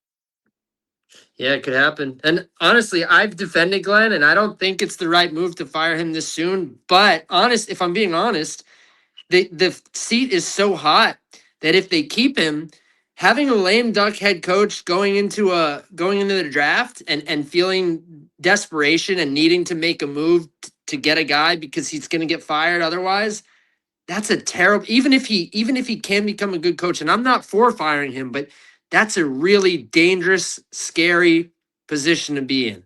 So I don't even know what's right anymore. I don't think Glenn is like, I wanted to tear it down. You know, we've been rebuilding. It sucks that we've been rebuilding for so long, but honestly, the Rodgers thing, they went for it. It didn't happen. They were not ready to win right now. They needed to build more. So I was fine tearing it down. I'm fine hitting the reset. I'm fine with the tank. I don't even care if we lose. But if you lose the locker room and you don't have a quarterback, then that's not good. And then another thing, if they suck next year, if they don't get a quarterback and they suck next year, fans like me who defend Glenn, we can say, well, he doesn't have the quarterback. And at a certain point, the more you invest in a head coach, the more you give him time to get his guys in.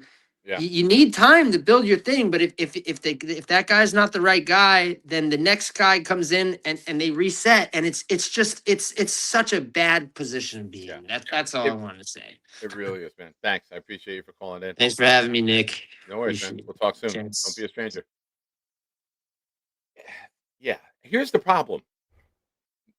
People wanted Woody Johnson to be a little more patient with Saleh. They didn't want him to get fired after 5 weeks. We were 2-3.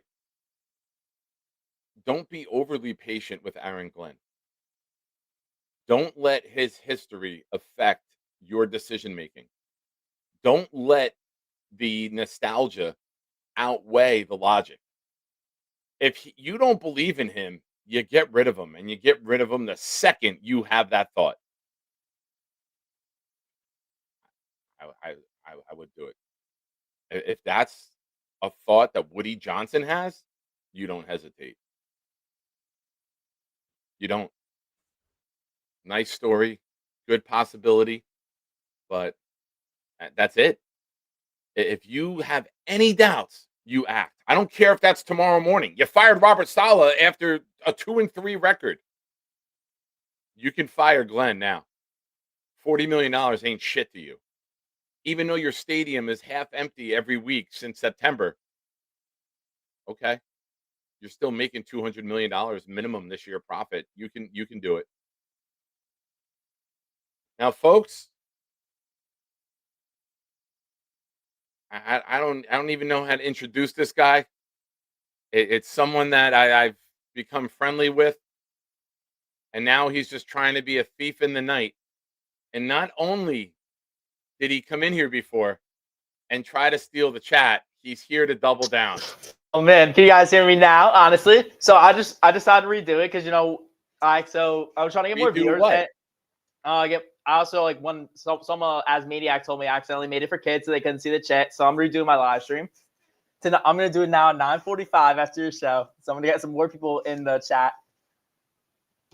Next is New York Jets 8572 at 9:45. I'm gonna be going live again.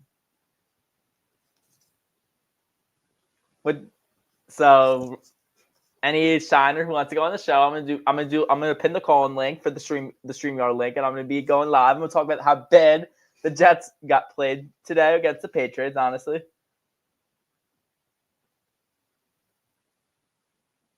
$9:45, Knicks is N1 Jets, 8572.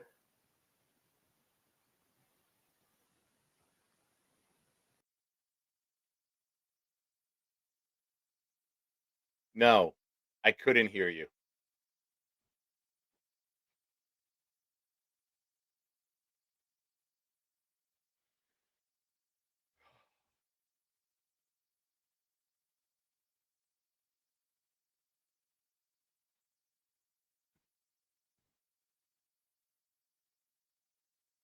It's you.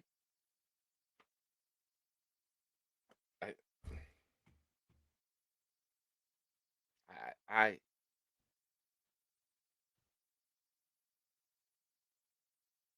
Who the fuck starts a conversation like that? I just sat down. Hey guys, what has Max done to this show tonight? That guy fucked me twice. Not once.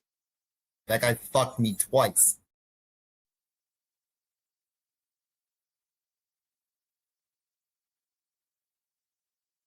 Folks.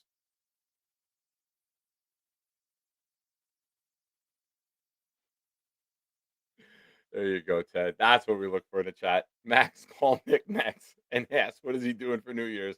That is the order of operations here. Whew. Rick Kent. See, everyone needs a friend like Rick Kent in this world. Rick Kent, I support you. That was uncalled for.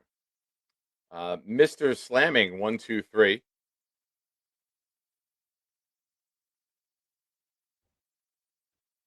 Who was that guy? That is Mad Max. He calls in to Jake Asman's show, my show. He has a channel, and the show starts in 3 minutes. I saw Nate's comment before. I swear, Nick, I didn't tell him. I lost it because I crossed my arms and I wasn't moving. Folks, call lines are open. Jets suck. Jets fans are great. Let's see what you guys think. I'm down to hang out. I took a little nap earlier. I was a little tired. Mentally drained watching the 1:00 games, worrying about the bet. The bet hit. We cashed out $815 today. Good hit. Of course, the Rams will win by 2.5 tomorrow or more. I lowered that bet to 2.5 and it would have been $13.58, but I have to factor my luck in life to it. So, yeah. I'm very happy with the $15 bet turning into $815. That's a good day. Jack says, cheers to all the fantasy champs out there. Now, we might have, let me check the score here. Now, I ran a fantasy football league this year, but I did not partake in it. And right now, Boomtown, 99% projected to win the fantasy league and defeat Nate. Nate still has a shot, but he needs DJ Moore, who has 0 points, to go nuts. And the way the scoring's happening in that game, who knows? But congratulations to both of you for making the championship.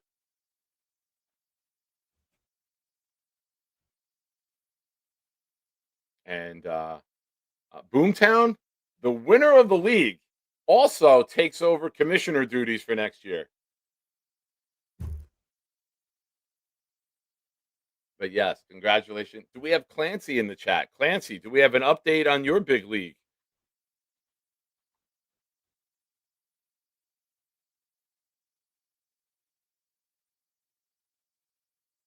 Nate, that's not right. That's not fair. The Buffalo Bills did nothing to deserve to be affiliated with you. There's no reason to do that to them. Not even they deserve that. Boomtown, who fact checks everything,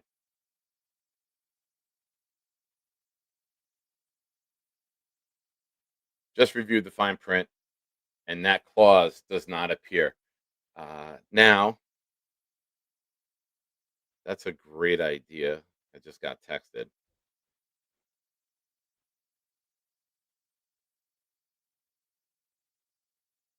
I like that. To the person who just texted me, I love that idea, and I'm going to work on that right now. Folks, call lines are open. I got something I need to do, so I need someone to call in to help me as I do a little bit of production and help create a fun moment for all of you. So I reach out to you, the Shiners, maybe Genery, first name I saw when I looked at the chat. You haven't called in a while. We need some of that Puerto Rican positive energy that you bring.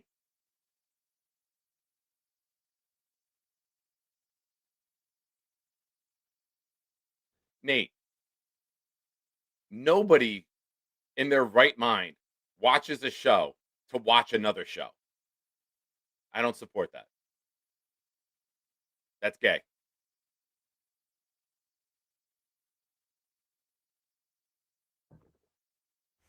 It's not how YouTube works.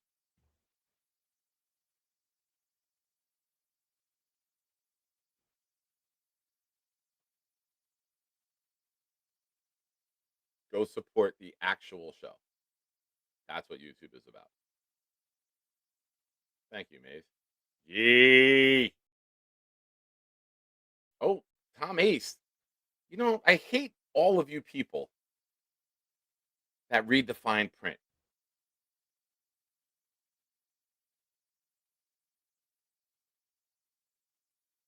I must attend Charles New Year's Rockin' Eve. Well, I'm not going without you.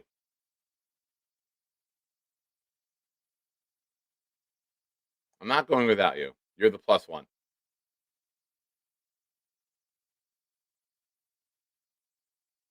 Now listen, if we all decide to roll in and we now Charles isn't watching the show.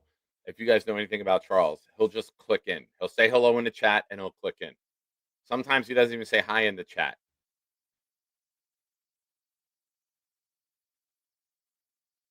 I really need somebody to call in right now. Please.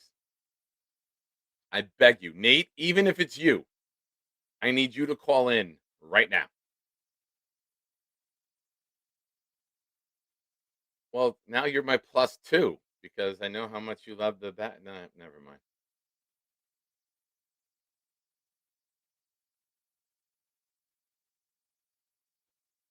Take back what you said. There we go, Addie. I'm just trying to get a reaction. Addie, call in and I will apologize to you face to face. And you know my comment is not directed at you, Addie. It's directing at Nate, who facilitates that. That's all. I'm sorry if you caught a stray. I apologize, Addie. You know how much I love and support you. But sometimes being affiliated with Nate and in our never-ending war of words, even though I've tried to play nice a million times, sometimes people get caught with strays.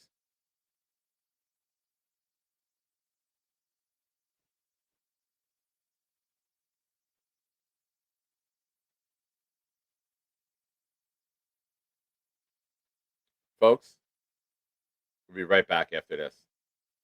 Here we go. Ask and thou shalt receive.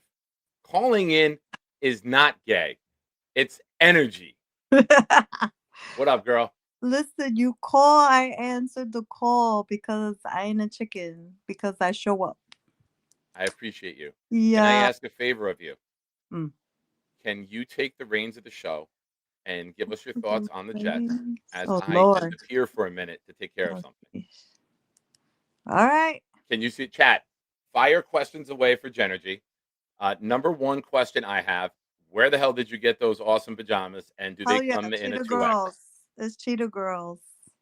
Now I gotta see how the hell, but how am I gonna see the chat? That's the only thing. Hit comments. Hit comments in here. Ahaha. There we Ladies go. and gentlemen, I bring to you the first ever Q&A with Genery.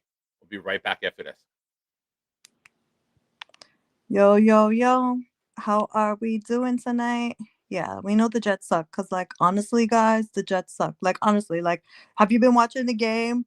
Did you see the game? Like honestly, guys, like honestly, like what do you guys think? What if I what if I talk like this? Would you guys still be my friend? Hold up, hold up, hold up. We got a lot of Espérate, hold on. Let me see. Have I heard from Lowski? Lowski actually said Merry Christmas. He slid into my DMs and he said Merry Christmas. That was about it. And I told him Merry Christmas back. My favorite Tampa restaurant, Ted. So it's so funny because I only fly into the Tampa airport. I haven't really been in the city to actually explore it. My parents actually live further north and near Ocala and like Gainesville area. So I have not been to actual Tampa, or I've been to Clearwater Beach, obviously, but I haven't been into like the city and the surrounding areas. What else we got? What else we got? What else we got? Yeah. What else? Where am I from? Born in the lovely island of Manhattan. My parents are from Puerto Rico. What else? What else? What else we got? What else we got? What else we got? Don't be shy. Don't be shy.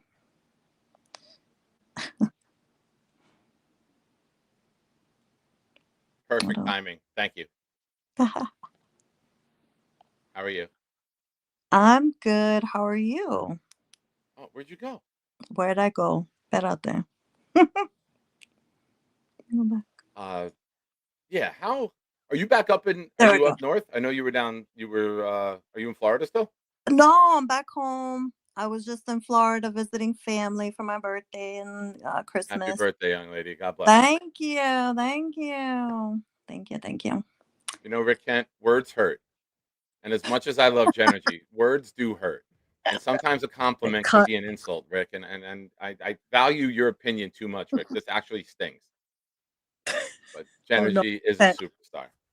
Thank you. Thank you. Thank you. So, how do you feel, Jen? How do I feel? How do you feel with this?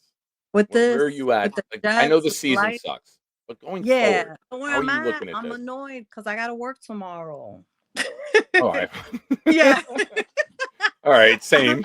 Yeah, man. Okay. So I'm not the only one. I should have taken like 2 weeks, like most people that have the luxury of doing that, but I didn't. So I got to work Monday, Tuesday, Wednesday, I work from home. Thursday, of course, New Year's Day, I can, but then Friday. So I got yeah. Wednesday, Thursday off. Oh, But, nice. Monday, Tuesday. Monday, Tuesday are easy. There's Yeah. no kids in the school, so it's Oh, that's easy good. Yeah. days. It should be easy peasy. They're off already for the Yeah, most of the holiday. custodians take off, so it's like just You're just chilling. You could like play Jodeci in the halls and like get freaky if you wanted to. well. Not. Right.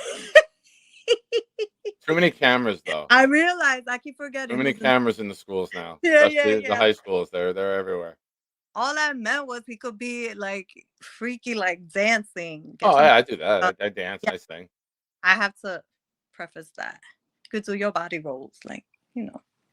Now, I know you are a big partier. You're someone who likes to celebrate and dance. Yeah. And we get you to New Jersey to roll up to Charles Gorman's apartment with us for the New Year's party. Holy shit. So, yeah. You would be my +3. +3. +3. New Year's Eve, I got to work. That's the only thing. But I work from home. I just got to find my way to get down to Jersey. Yeah, well, we're going to roll up into Charles's apartment, and we're all going to be like this. Hey, hey, happy 2026. Don't touch anything. He's like, guys, I made some pot pies in the air fryer. No, he microwaved the pot pie like a week and a half ago. Microwave. Not even in the air fryer hasn't been used yet. Oh, come on. There's so many good recipes. I make stuff in the air fryer too. Yeah. Are you for or against? Now I know you are a woman of fashion. Would you be against bringing in the new year in a hazmat suit? Yeah, for shits and giggles. All right, 'cause we're definitely going to need hazmat suits. Hazmats. Yeah. I can't confirm. I was there in April and May, and It I was think rough. over the summer one time. I don't know if that place has ever been cleaned. Oh Lord. So maybe we just scrap this. This is starting to sound worse and worse the more I speak about it. But There, very, very kind and generous of Charles to offer me there and were the some kids. odors emanating and just permeating the space. Oh no, he needs to air that out. Carlito, open some windows, air that shit out. That is not good. Sometimes you got to air your shit out. Yeah, you do. I've been there. You got to air your shit out. Air it out. Air it out. Well, Jen, thank you so much. If we don't talk, Happy New Year. God bless. You All the guys. best to you. Air. Happy 2026. Any And closing thoughts? And my only thoughts are we can't let this team get us down. It is what it is. One day hopefully it'll change, but I know your favorite team. Thank God for the Knicks. That's all I gotta say. Go New York, go. Me? Oh, girl, what did I ever do to you? That was my gift to you. Enjoy. I know you love them. So if you're happy, I'm happy. That's right. And I love, first off, shout out kicks to Carly. I put in the chat, but girl, I live in that white hoodie with the Knicks bear, teddy bear with Brunson is perfect. So you need to go, everybody go to Kicks by Carly. You need to go on the website, get it for your girl, get it for whoever you want. And there's Addy shirts there. So go support our girl, okay? That's it. Awesome. Bye. Thank you. That's it. When you have an elite persona like Genery, that's someone that you can count on. Joe the Jet G, super chat saying Breece is tweeting weird things. He tweeted 40 minutes ago, they out here making offense look overly easy.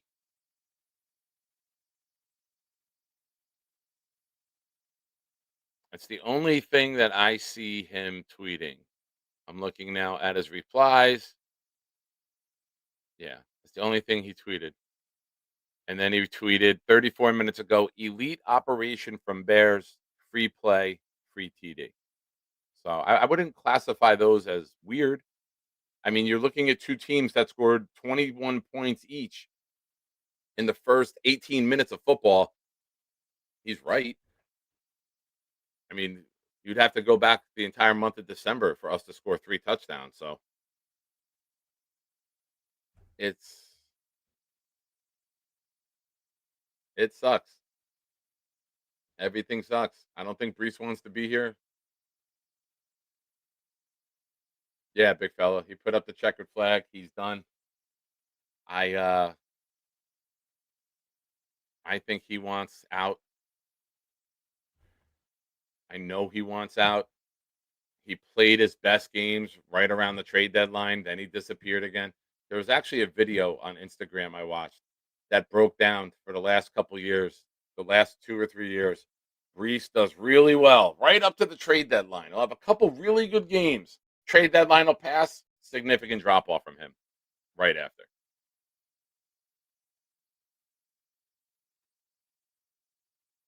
So take that for what it's worth. Well, Joe, the thing is, we could tag them. They could franchise them, and then they control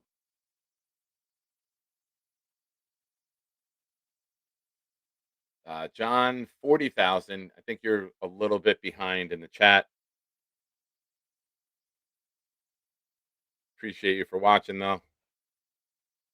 We got almost 10 new subscribers this channel, this stream. Thank you, everyone. If you're watching and you haven't already, hit the like button. We had 128 in here before, which might be a new record. I have to check. We got 80 likes in the chat. We're trying to get to 100 for the live stream. Would appreciate your help if you didn't do that already.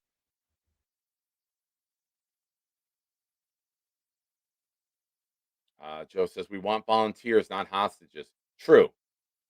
But if I can get value to release the hostages, I'm doing it.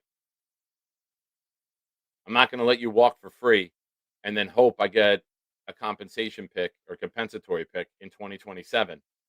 I'm going to tag you and then I'll trade you. I'm going to get my value. I'm going to operate the organization in the best interest of my organization. And if that hurts your feelings, toughen the fuck up, Breece Hall. You're a professional.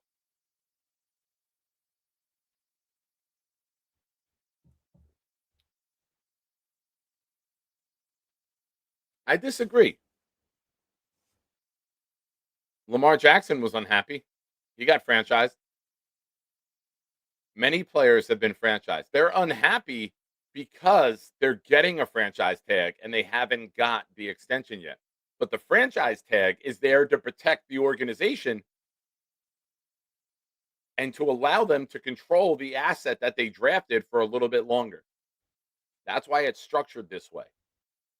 The Jets would be idiots to just let Breece Hall go to free agency.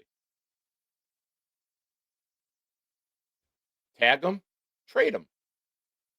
See if you can get your 3 going in now. This is dependent upon his injury. He left the game today with an injury.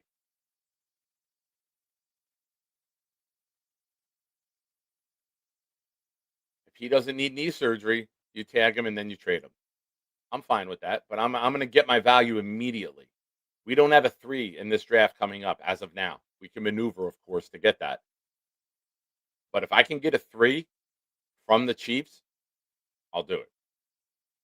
If I can get a 3, done. Bye, Breece. You served your purpose. Good luck to you. But I'm going to do what's best for my organization, and that's how they're going to operate.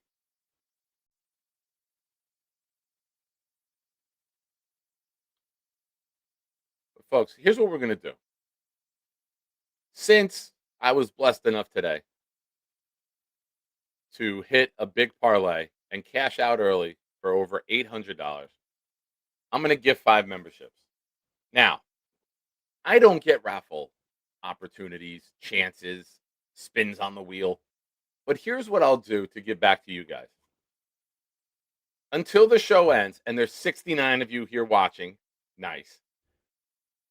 All Raffle entries will be tripled to the end of the show. Now, my 5 went to Anthony DeRise, Jet Up, Buttercup, Dino, Thunderlips, and Jake Asman. What a crew. What a crew there.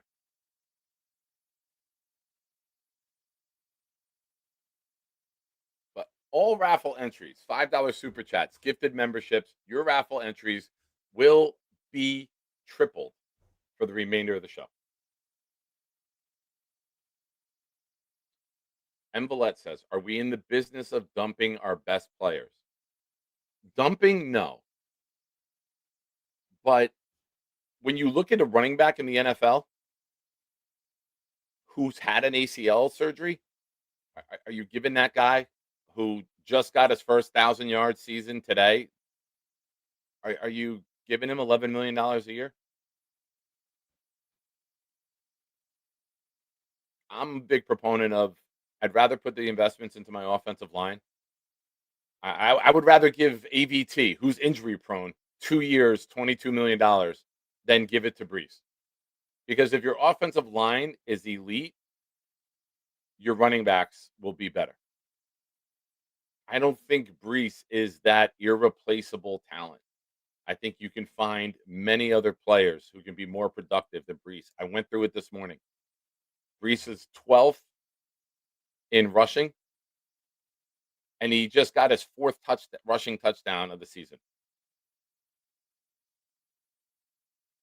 If he's not happy, move him. But if I move him, I want my return for him immediately. Big fella, I can see that side of it too. I can see either side of it. We just don't know what their value is going to be.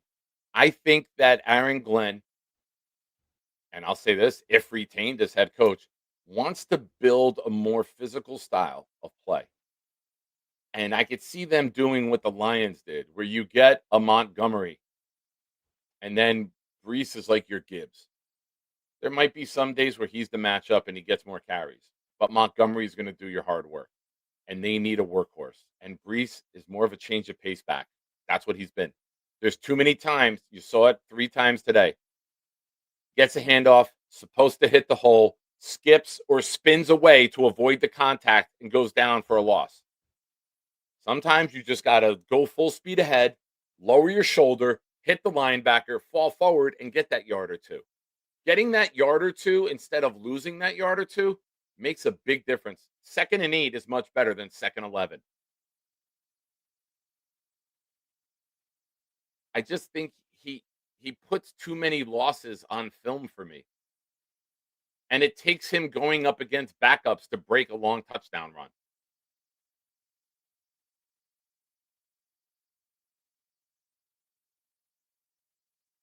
We can get a new Breece in the draft. I think they want a more physical runner. I really do. Yeah. But they had him on a fucking kick return in Miami. Stupid. Stupid. And Villette says it's a team sport. Why this community puts so much blame on Breece is baffling. What have I said though that's out of line? Or what have I said that's not true? You might not like the take, but the takes are valid, Villette. Breece will run through a wide open hole full speed ahead. But when there's someone in that hole, he will spin or juke, and he will go to where there's no blockers because they're not expecting you to be there. They're expecting you to hit the hole. Go look at Breece's his losses. His losses are what's ugly, not his gains. But sometimes you got to make that contact. You got to just go full speed ahead, crash through an arm tackle, and maybe break something. And that's where I question Breece. That's where I don't see him as an every down back. Now, that's not somebody I want as an every down back. I can't give you $11 million if you can't run right through the goddamn hole when it's open because somebody's there. Sometimes you got to do that. And sometimes that's when you get your best runs. Ladies and gentlemen, he's on the wheel for 15 chances. Tats by Kevin. Gifted 5. That went to J-Lag. Danette Randall. Quill Ross. Flight Boys 2.0. 51. And Weed the People. Now, folks, I have an absolute treat for all of you. This is somebody who, when he calls in, puts a smile on everyone's face. Text your friends, call your mom. The lady killer himself is here. Ladies and gentlemen, I give to you Michael Woodruff. Hey, how you doing? You hear me? I hear you perfectly, buddy. Hey, I'm glad the Jets Keep your hands up. Keep your hands up. I couldn't hear you. Keep your hands up. I'm glad the Jets got their butts kicked. That might be a wake-up call for us. A wake-up call. How long are they going to be asleep, though, Mike? Oh, they probably beat Buffalo. Buffalo stinks. Wait, Mike, I can't hear you. Put your hands back up. I can't hear you. Yeah, Buffalo stinks. Okay, I hear you. The Buffalo stinks. They should have won that game. It tied up the game. Yeah, and here's my plan. We should put Hooker in next week. Now, are you a fan of hookers? Yeah, no, the quarterback. The quarterback. Have you had fun with hookers? Yeah, he likes them too, I think, that guy Hooker. Yeah, he could hook her up to anybody. Yeah, woo. Oh, hookers got the hookup? Oh, I like that, Mikey. That's brilliant. Yeah, because Aaron Grant got him for me. He did it for me. He said, this is Mikey's guy, his homeboy. You better put him into my Sunday. All right. Because the other guy is not working. He's not working. I think you might see him. I think they'll give Herndon Hooker a chance. Let me say they not Buffalo knocks the other guy out and bring him in. What hat are you wearing? I can't see the hat. I see the sticker on the bottom. Yeah, oh, the Knicks? Knicks. All right, go back to not showing it. All right, better. But I still like the Jets, guys. Don't worry. All right. Now, I'm getting some text messages about your 1970s porn mustache. How long are we going to grow this mustache? What's the plan? I don't know. My friends said grow it nicely, though. My mixture It's nice. is nothing. It's nice. the Yeah, look- that tongue helps. Yeah, that's good. You like my mustache? Yeah, it looks great. I look like I'm older now. You look sophisticated with it. Some people can't rock a mustache. You look very good with it, Mikey. Yeah, and now you know what? I'll go right to Aaron Glenn this weekend and tell him I have faith in you. Don't worry. We like Detroit Lions. We like the Detroit Lions. Remember? Yes. Give me 1 second. I had to go back to the old brand. No, it's not you. It's me. I'm looking for something. You know what? Nick Chiner's cooking, everybody. Nick is the best chef fan you ever met your whole life. I won't lie to you. Thank you, Mikey. I love the kind words from you, buddy.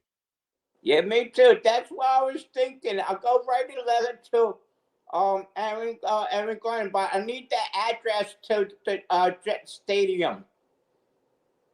You need the address to Jet Stadium? Yeah, the one they play practice in. You know, his workout. Right? You know the Oh, where was it's One it? Jets Drive in Florham Park. Yeah, can you give me the address and then write it down on my phone? And then Hey Siri, text Mikey Mayhem. Yeah, because I want to write. I do want to write to Aaron Glenn. I have faith in him. Everybody, wake up, everybody. I promise him, Aaron Glenn. It's not his fault. He put the team on it. They couldn't hit anybody. Yeah, you know what kind of quarterback we should get? The ex-Patriots guy. No. What was that guy? The big tall guy. Sack of shit. What was his name? Sack of shit. All right. What about Don't say Mitchell? Mac Jones. What about Mitchell? Mitchell. You know the guy. Mitchell. Remember? Max Mitchell? Yeah. You like him? Max Mitchell? I could deal with Max Mitchell at quarterback. Yeah. Maybe better than offensive line. Mike, I think you're a genius with your ideas. Yeah, and here's another plan. We should get that defensive guy from Miami Hurricanes. He's going to kick everybody's quarterback next year. Everybody be looking out for that guy from Miami Hurricanes. Carson Beck? Yeah. Oh, he was on Georgia. He's all right. If you like him, I like him, Mikey. Who am I to argue with you? You're a genius. Yeah, and what was the other Miami Hurricane? The guy... Ray Lewis. You know, well, he was a top defensive guy. Warren Sapp. What was his... No, he's Ed coming Reed. from the draft. He's coming to the draft. Bain. The big guy. Oh, what? Bain. The guy I saw it on TV. I'm telling you his name. His name is Bain. B-A-I-N. All right, we should get him then. Reuben Bain Jr. Yeah, that's him. I remember that guy's name. And we need a wide receiver to help Garrett Wilson. We should get that guy from Ohio State. Rick Kent says, hi, Mikey. I miss you. Yeah, I miss you too, buddy. Rick Kent. I think the Jets will win Sunday. Are you sure about that? Yeah. Come on. really. You don't really think that. No, I think I'll probably lose 58-17. They're going to lose.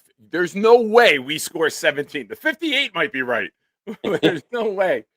Yeah, we go score we go get score. We get more playing time. Well, how about Breece Hall? He's hurt for the whole year now. You know, we should trade him to the Cowboys. Oh, that would be so cool. He could wear a Cowboy uniform. All right. And he could be with his buddy again, Quentin Williams. All right. Yeah, I like that. What are you doing for New Year's? Could we get you and Bobby to come down to Charles Gorman's apartment? Well, I had to ask. Bobby can't walk on his toe just yet. And we had to get him walking on his toe. But I had to work Wednesday night. I had to work Wednesday, and I'll be work till 9:30. New Year's Eve. But I had New Year's Day off. Maybe we can get Charles to throw like a President's Day party. Maybe we can get you down for that. Yeah, what about Knicks game, the Knicks? I'm out. I don't do that. Well, what about what's it called? Georgia, college. That's New Year's Day. Yeah, Georgia. Yeah, I like Georgia Bulldogs. All right, You know, nice. That's my team. I like Indiana too, because I hope we could get them, but I doubtful. Yeah, I know. But the Raiders might get the guy from Alabama instead. You know think? how Raiders stupid. They're stupid with the quarterbacks too. So They're what's stupid the heads. sense? Yeah, because they can't do a quarterbacks either. Look at what happened. Look at Paul. The Giants whipped out on him. The Giants whipped To infinity and beyond. My brother too, he likes the Giants and the Jets. Right? You know what I say when I see a New England Patriots fan? What? And this just in, you can go fuck yourself. She's a good lady, isn't she, Jen Graves? She's gonna give me an autograph, she said. She said that. That's Yeah? pretty cool. Yeah. Oh, I have something to play for Rick Kent. Hold on. Okay, which Rick Kent? This is Weed the People jumping off of a wall. Holy cow, Reed. Whoa, man. He wants to be in the movie. I think he wants to be in the movie. With The Rock. With The Rock. Yeah, you smell what Nice The 2K Rock. for life. How are you? Yeah. So I like the MetLife Stadium behind you, Nick Shine. I like that stadium behind you, the picture. Oh, yeah? Yeah. That's actually a picture from today. How many Jets fans were there? There weren't none. Yeah, no, it was a Patriot game. It was at Patriot Stadium. They made a mistake. They had to move in because the hurricane was coming in Foxborough. The hurricane in Fox. Is anyone else aware of the hurricane in Foxborough today?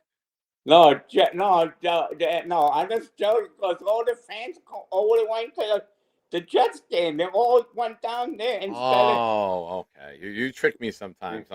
You're an interesting character, Mike. Well, Mikey, I'm glad you're feeling well. A lot of people have been asking about you, and I had to go to Dartmouth soon. But they didn't call me yet.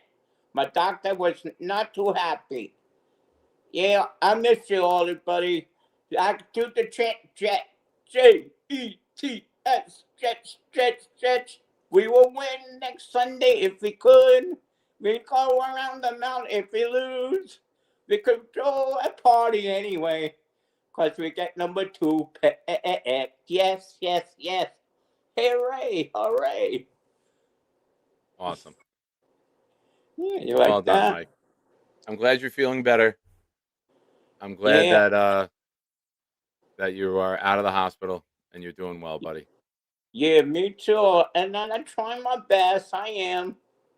That's all you can do in life, Mike. Huh? That's all you can do.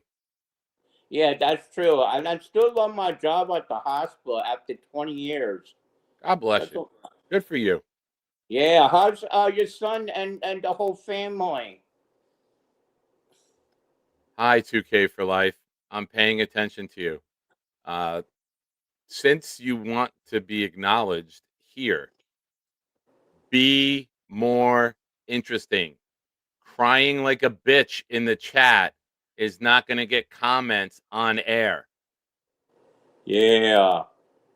I agree with you. After Nick. that one. That's the last one. Yeah. That's crazy. Mikey, be more positive. Yeah, I'm positive. I'm positive for the Jets. Me and Eric, let's go carry the trophy next year. We go carry the trophy. Me and him. I could All go right. liberal. Well, Mikey, be good. We'll talk soon. Make sure we'll talk for the holiday, all right? Either New Year's Eve or New Year's Day. I'll give you a call, okay, buddy? Okay, I love you, buddy. I love you. Wait a minute. Rick Kent loses his mind when you call me little buddy. Can you please say goodbye to me and say that? Goodbye, little buddy. I love you. Next time. I love Too you too, big buddy. sweet. Okay, Wee! yeah, too sweet. Wee! Wee. Wee! Yeah, ask Rick Kent to come on. I know he loves me, right? He definitely loves you. He says you're the best, Mike. Yeah, and Bobby's doing good. Me and Bobby is doing good together. Nice. I love to hear that. Keep it up, Michael. All the best to you and Bobby in the new year. We will talk soon, my friend. Okay, I love you. I love you more. Okay, thanks. I had to try to shut this off. I know Oh, boy. I know how to find it. I'll find it. I'll find it. Yep, almost. Almost. I think I got it. You found it.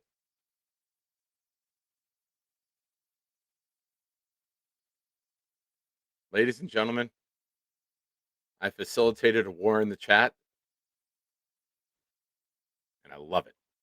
There we go. Nate, get him. Nate is our resident pit bull. Only Nate gets to fuck with me. That's his territory, and he's very proud of it.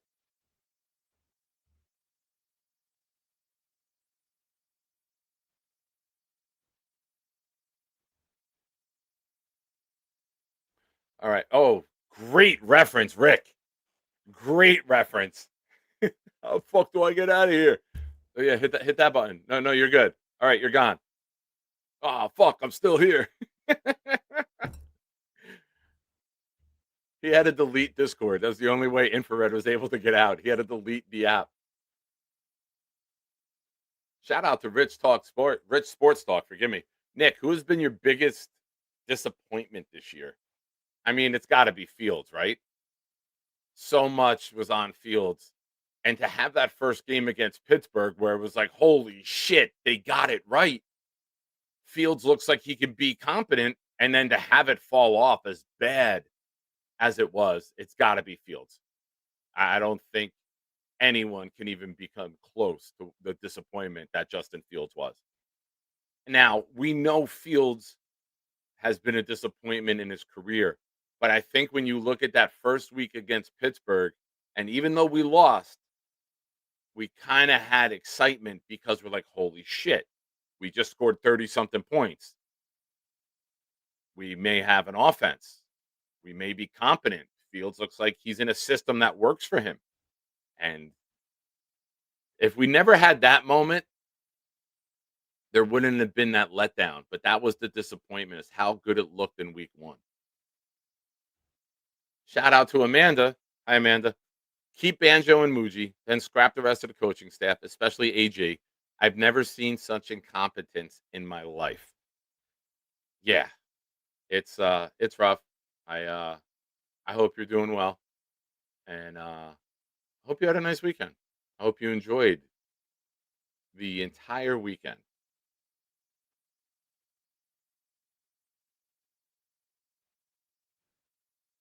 James, using Patty Grimes' account, what's the chance the Jets at Lions in Germany next year? I haven't even looked at the scheduling. I know that the late Nick Mangold, God, that fucking sucks to say. The late Nick Mangold was the ambassador to the UK for the NFL. And that's why the Jets have had a couple games over there. Woody's been big on having the team go over there. I don't know about Germany, though.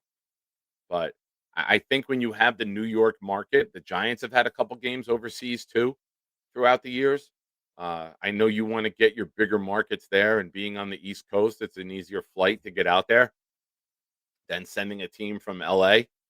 So, not against it.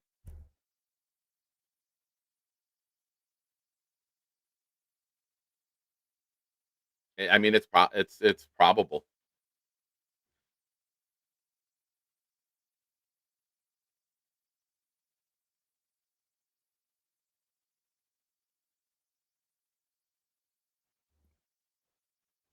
AG's burner. Keep Muji at all costs. The way he addresses stuff and gets value is top notch. I believe Muji is already clearly above average to good GM. I agree. My things to keep an eye on with Muji going forward are how does he operate this draft with his scouting department? Don't forget, last year's draft was with the previous regimes, Joe Douglas's staff. This is big. This is a big offseason because you got to solidify your foundation. You have an offensive line in place for the most part. You got at least 3. You give Tippmann an extension. You don't let that linger. He changed positions. He played well. He's been at the microphone after a lot of these losses. You definitely extend Tippmann. I would tag Breece. If Breece doesn't have knee surgery, I'm tagging Breece. I'm looking to get a veteran quarterback in here. Either if Taylor decides to play another year or even a second one, like the Giants did with Winston and Wilson. Bring in another veteran. And then hope to God you get a rookie. Defensively, go get big defensive tackles. Let Quincy Williams go. Get 2 safeties. Get a starter who can be an impact player and get a good backup who can be a tweener and play both positions.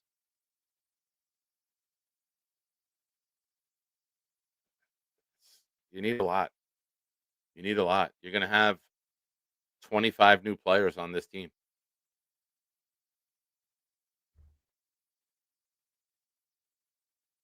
Big fellow with a super chat. Sauce Gardner went 1-6 on 2 different teams this season. That is a great trade. Well, to be fair, he didn't play in the 1 win with the Jets. He had the concussion and was out for the game in Cincinnati. And then he got traded after that. So he's only been on the field for 1 win this entire season.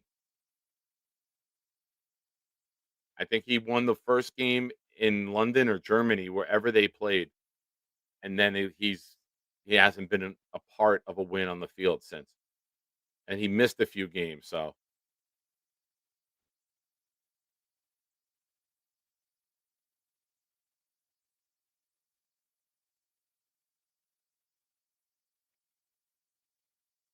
I disagree. I don't think it's hard to draft good all-around running backs.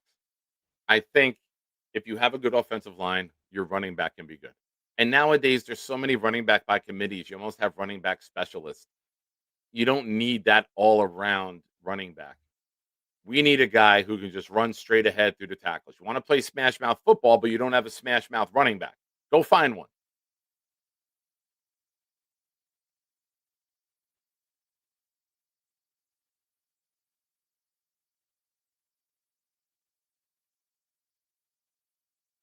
Yeah, Follett, there's no doubt about Sauce being a great talent. The question with Sauce is he's not an impact player. And if you're paying a guy $30 million a year, you should impact the game. Pass rushers, impact the game. Guys who get turnovers, impact the game.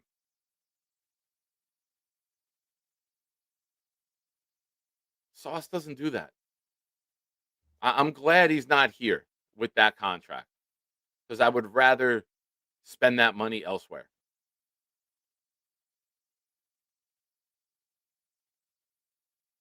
Thank you, Nate. Can we keep him and get rid of you? Can we make a swap? But thank you, Nate. Good work, Nate. You're a nice guy.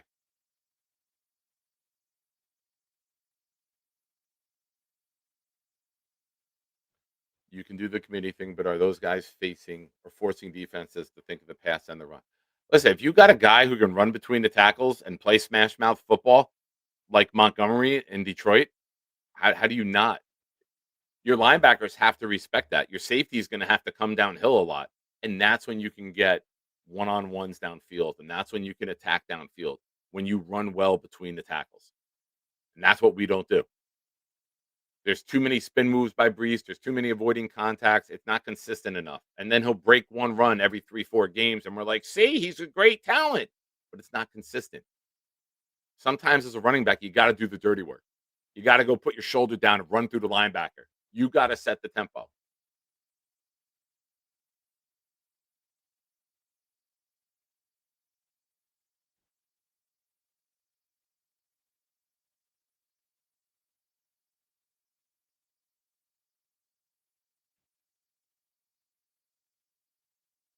Now you're going to year 5 before he gets takeaways?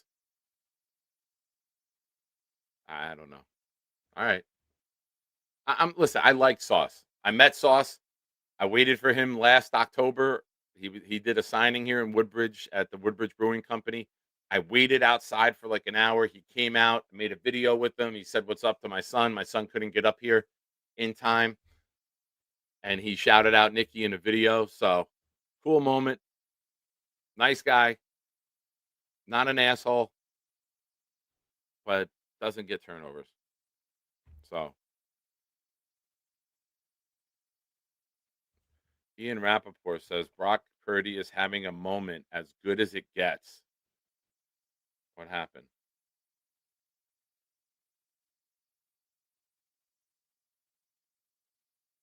Come on, Twitter. I need a new phone. This phone got wet last week, and the screen bubbled up away from the phone. Oh, circling around. Touchdown pass. Nice. Pretty cool. Scoring touchdowns. That's weird. Who does that?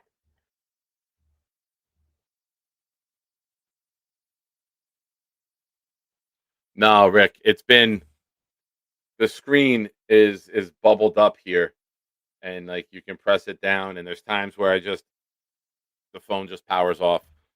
So I was looking into it last night on the Apple store, and I got to go to a Verizon store. So New Year's Day, that's what I'll do. Fun. Yeah, big fella. That was the video I'm watching now, and then he broke off a dance celebration with it. Must be nice to score touchdowns. Must be nice to score touchdowns.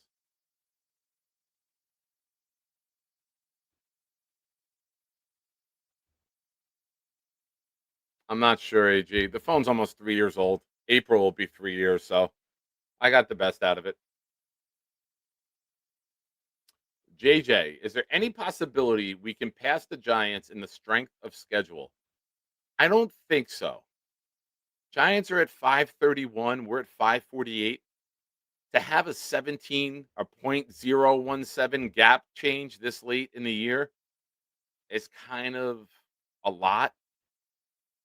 But I wouldn't say it's impossible.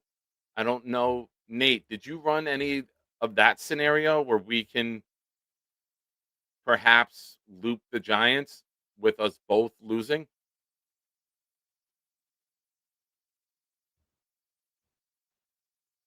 It's tough. It's tough being a Jet fan. Man, this fucking scenario sucks.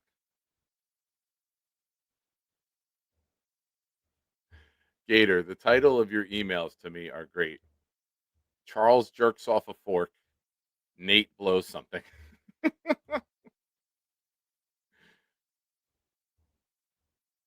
Charles, what are you doing? What? Yeah, you got Yo. He's Charles.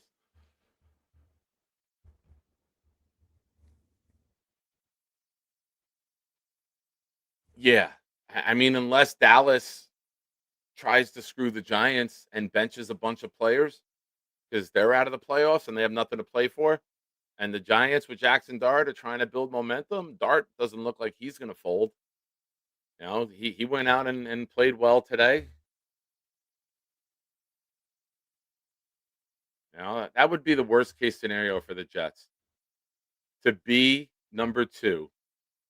No, he hasn't. Why? He has not declared yet. This is not true. He has not declared. None of them have declared yet. Oh, got you. No, none of the quarterbacks have made a decision yet. Simpson, Moore, Mendoza, none of them have said they're going to the NFL yet. Sorry, my apologies, AJ. My apologies, good sir.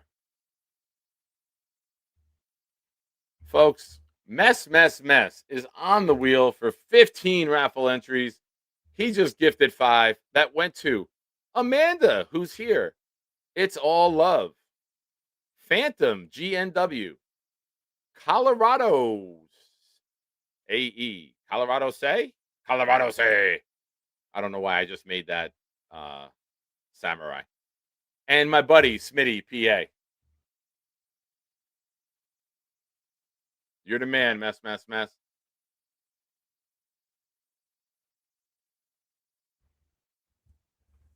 Now, we ran through this before. I'm going to put it back up on screen. We'll do this again, and then we'll start to wrap up the show. I know, Nate, you're clapping. You're celebrating.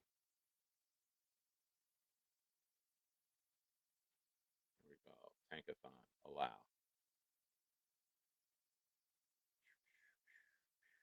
All right. And thank you, Mess. Again, you're the man, buddy. So the Colts are right here. They're at 18 right now. They're 8-8. Now, we got to hope Baltimore at 16 beats the Steelers, because that will put Baltimore into the playoffs, and that will move Pittsburgh to 9-8, and they would be ahead of Indianapolis, who should lose playing Houston. I know I didn't hit on a lot of my Jets picks this year and my takes, but I hit on the Colts losing out at least the last 5. They've lost, I believe, 6 in a row right now. And I did hit on Houston when they were 4-5. I said they're going to be an incredible team, and they haven't lost. They've won 7 straight or 8 straight.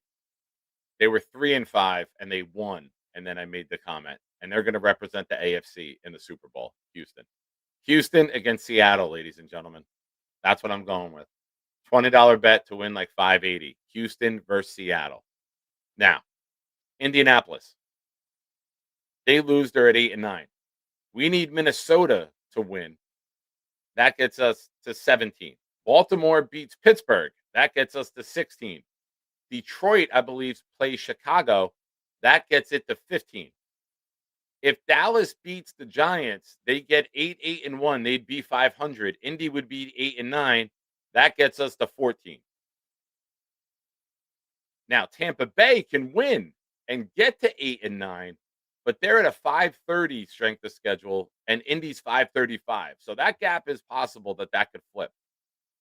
So that's the best case scenario. I think Minnesota plays at Green Bay. No, Minnesota plays Green Bay at home.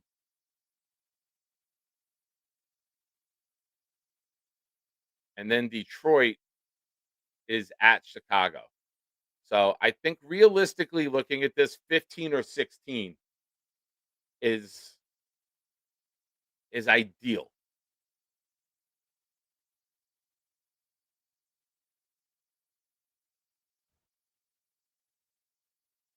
But it is possible to move all the way up to 13.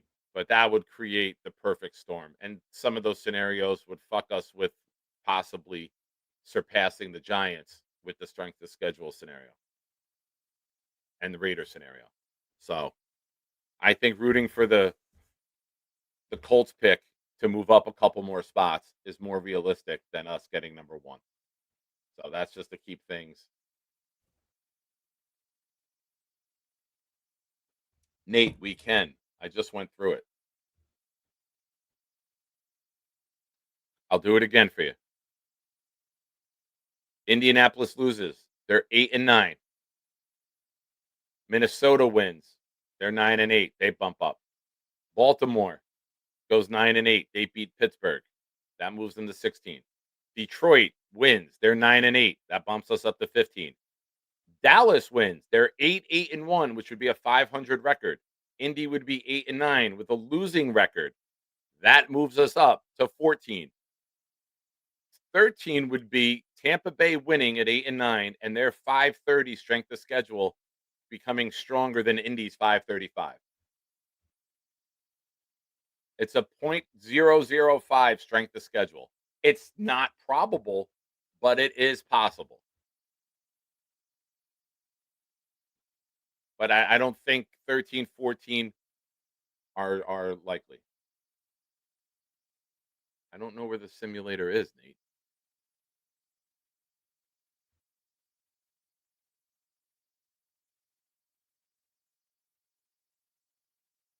And now, if you want to get aggravated, this is their mock. They have us taking Dante Moore and then Mekhi Lemon.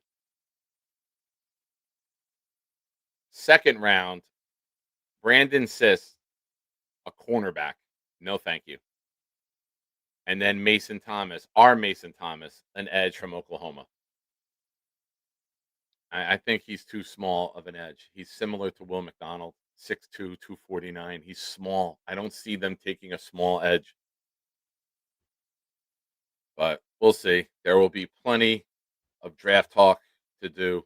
There will be plenty of off-season scenarios to do.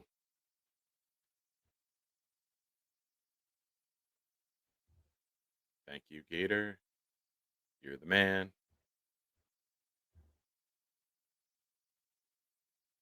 May your dreams be merry and bright, and may all your Christmases be white.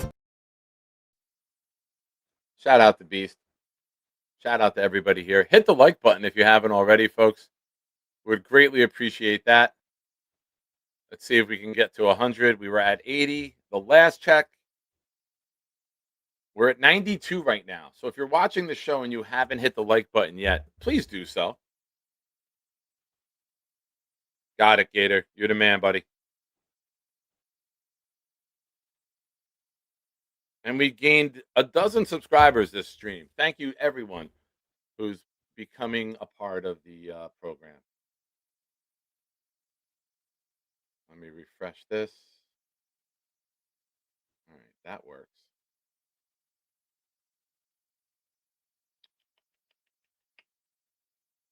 All right, so that's there.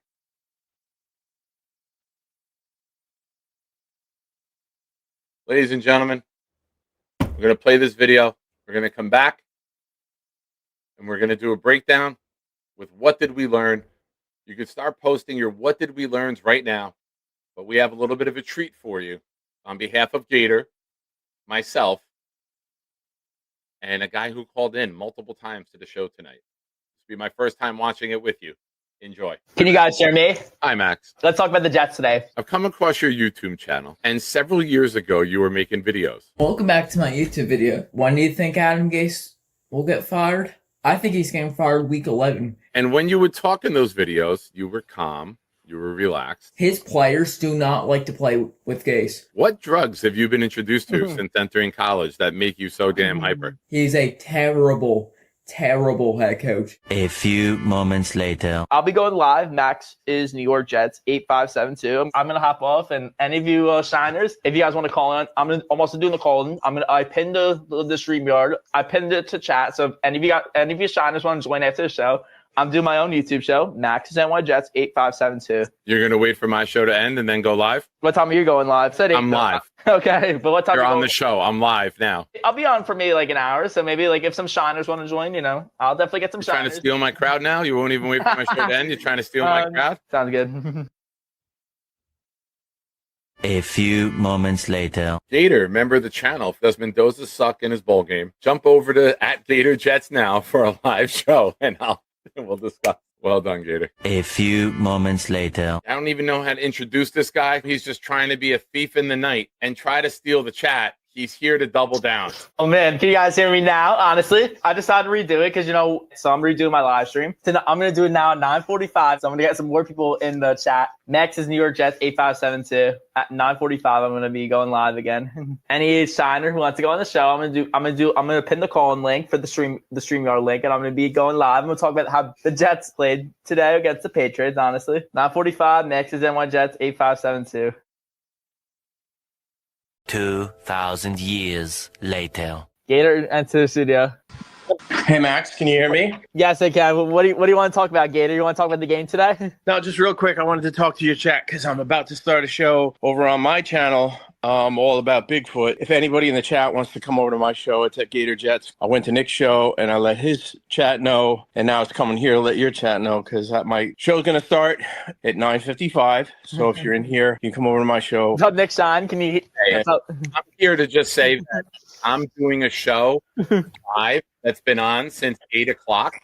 And I just wanted to let all the Maximaniacs know that if you're watching Max's show now, come over and watch my show, the Nick Shine Show. Wait, Nick, I was here first. My show on Bigfoot Stick is over on Gator Jets. Now you're after me, so I don't know if that's fair. Well, Gator, I respect you a lot.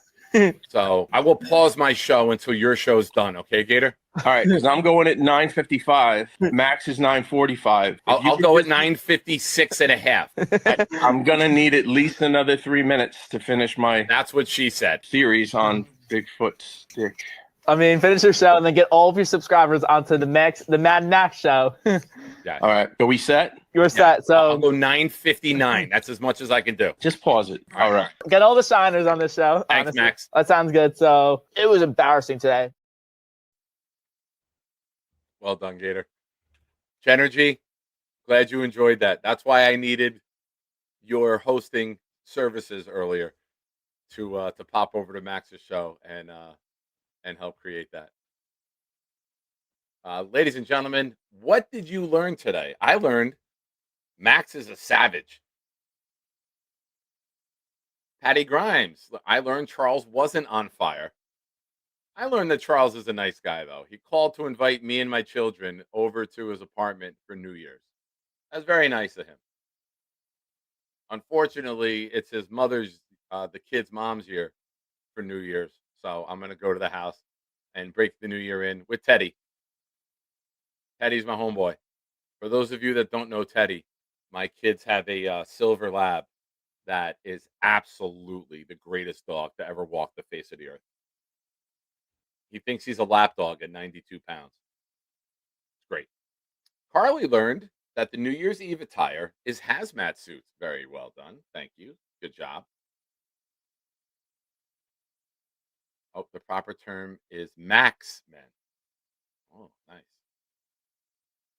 Weed says this is the Max gay I've heard so much about.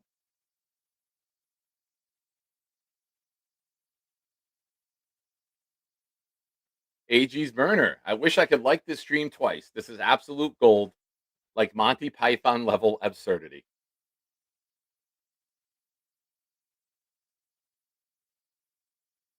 Rick Kent, I learned Max needs to hire a better writer.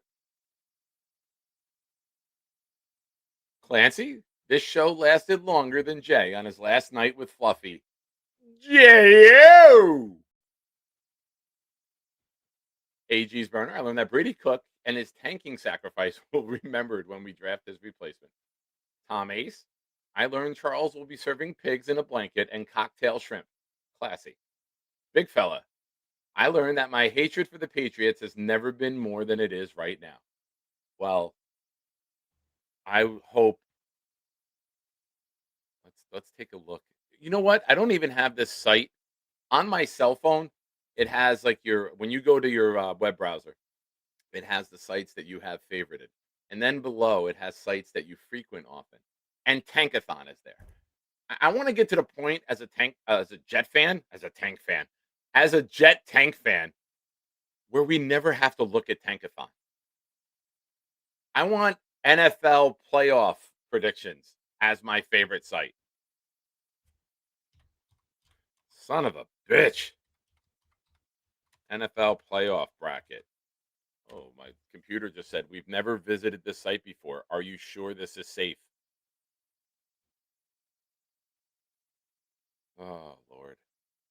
Playoff picture. Here we go. AFC. As of right now, the Bills are the 7 seed and would be going to New England. The Chargers would be going to Jacksonville, and the Texans would be going to the Steelers. I believe the Texans would move on. The Jaguars would move on. And if it's the Bills, gives a shit.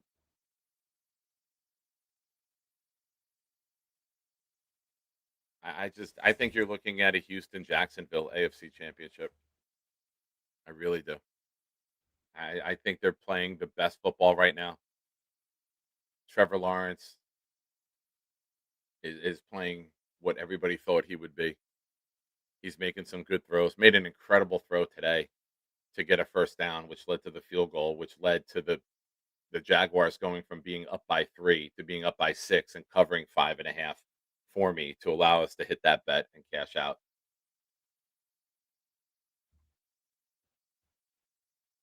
The NFC picture, as of right now, the Packers would be at 7 going to Chicago. That would be a fun one. The Rams are at 6 going to Philly. The Rams would smoke them. Philly can't score. The 49ers would go to Carolina. So I like the Bears, the Niners, and the Rams. I think you'll get 2 out of 3 wild cards to win that week. And then you'd have the Rams going to Seattle in round 2 and the 49ers at the Bears, a matchup of a really spectacular game right now.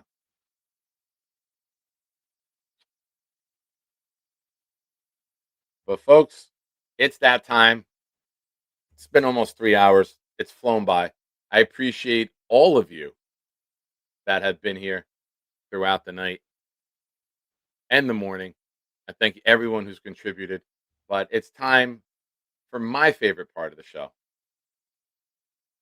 where we get the recap from the one and only. Now let's go to What Did We Learn Today, courtesy of Nick Shy. And now it's my great pleasure to kick it up north of the border to what looks to be the proud New York Jet fan trash talking league champion of 2025, Boomtown. What did you learn today, Boom? And if you would please, folks, if you are a shiner and you are a member of the channel, make it rain like Hank, Stack, Rick Kent just did, and kick it up to Boomtown. Big fella, I learned that a coach shouldn't call for 2 fake punts on 1 drive. Oh my God, I never even talked about that.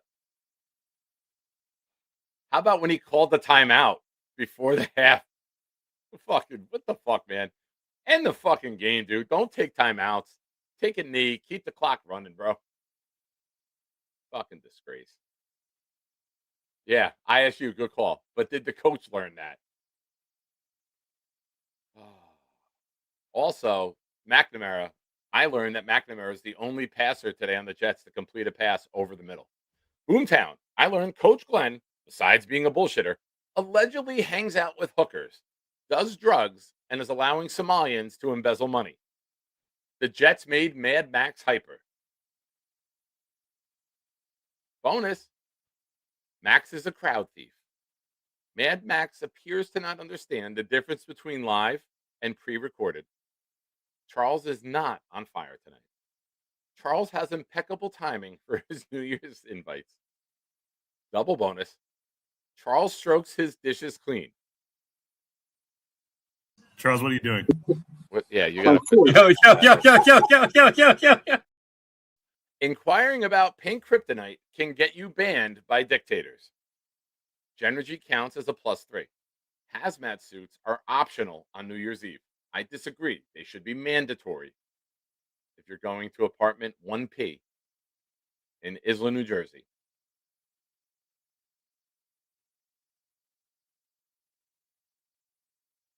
Triple bonus, Mikey still likes the Jets, hookers, and his sophisticated mustache. Gator has excellent email descriptions. Maximaniacs has a great thing to it. Hell yeah. Thank you, Boom. Jet 41, I learned that Charles has the cleanest fork in NJ. Nice. And not only do we have clean forks in this community, we have snowmen that will get melted by a particular mouth.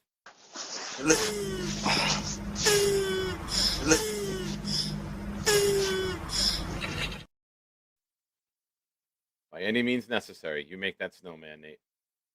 Boomtown, you're a fucking legend. Congratulations on winning the league, my friend. Jets fans, it's been rough. It's been horrible to get through this season, but we're almost there. We'll take a little time. We'll dwell on it. And then we'll start to get some energy and some excitement that reset button will hit. We'll start to build up towards free agency. We'll start to build up towards the draft talk, and everyone will come full circle. We'll see names pop up in the chat that we hadn't seen for a while. I'm looking for it. I'm looking.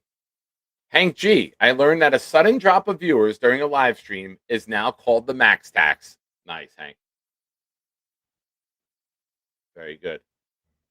Thank you, ISU, for pointing that out. My apologies for missing that. Now, enjoy yourselves. I'll try to get a couple more shows in. I'm off Wednesday. I'm off for New Year's Eve. So that's Wednesday. I don't know if Jake's doing a show Wednesday. If he is, I'll have my weekly spot with him on Wednesday morning, and then I'll be on after him. If he's not doing a show, I'll be on in the morning, 10:30, 11 o'clock. So, folks, take care of yourselves. Not like Charles Gorman does. Do not take care of Charles, what are you doing? Yeah, you got Yo.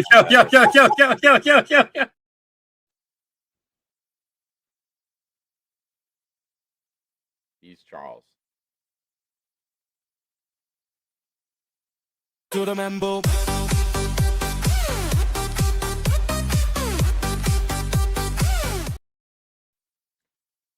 The week after the Buffalo game, I got some cool segments that I thought of that we can do.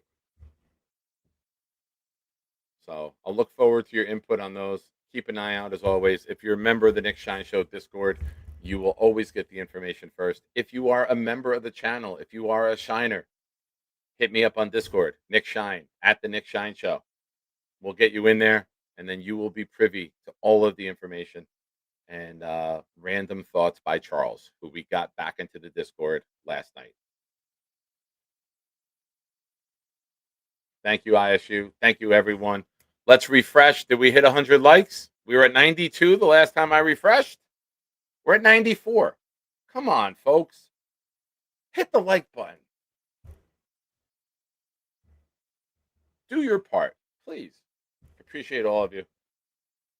Carly says, see, I am caring and kind sometimes, but some people will tell you it's all an act. Be you. Don't worry about what other people say. That goes for everyone. Just be yourself. Don't worry about public opinion. If you do the right thing, for example, there was many years of my life I was awful. And now, for the last 2 years, 9 months, 20 days, 18 days, I put my head down at the pillow at the end of the night, sober, and knowing that I did my best during that day.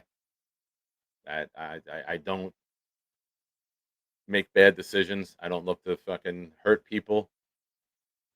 Just do your best.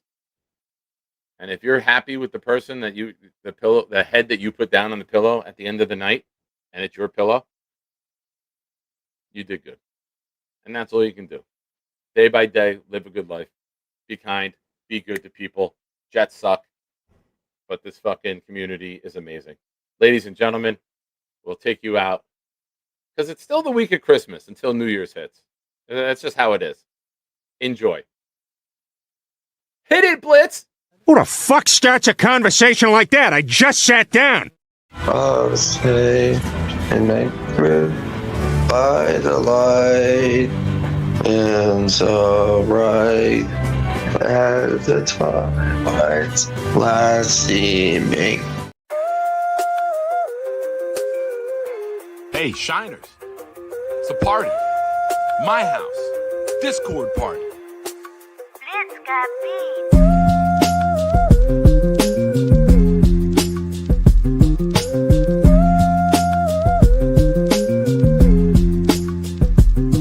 Yo, we at Sean's crib about to turn up. Music bumping, party jumping. Please someone fill my cup. We greet each other Merry Christmas. And let the Jets suck while Bobby yells at Stanley. Shut the fuck up.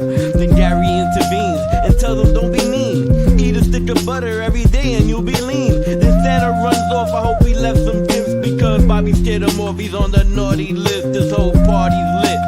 Nate Clancy, many more, we hardly fit. And Addison and Weeds bought that Marley spliff. I licked on my lips cause old Genery make heartbeat skip. Damn Charles Gorman, was that how far you ripped? Too much head in your all the hot dogs and chips. Now I want my dip. Tell me where the hell is Santa? He ran so quick. I checked the bathroom and oh shit. With Denmark Andy, Santa, Rudolph. No wonder Rudolph. Andy, you promised me you wasn't gonna do that no more. Oh my God. Nikki's gonna kick us out of here.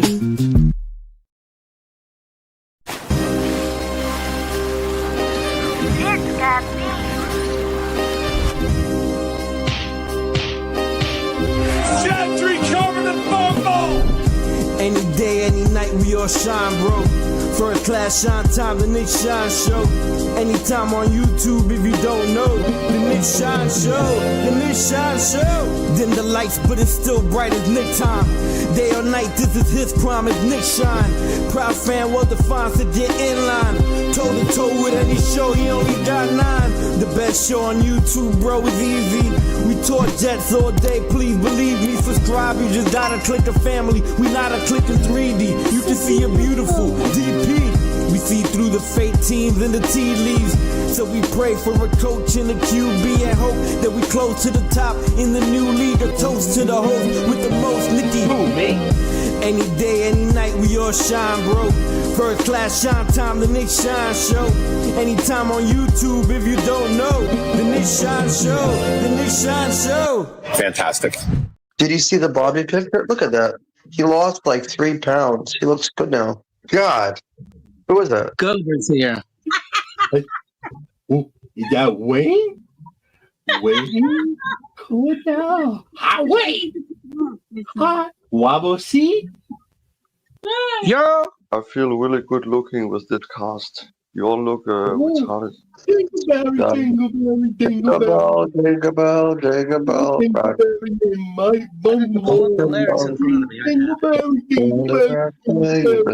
What a bright time, it's the right time to rock the night away.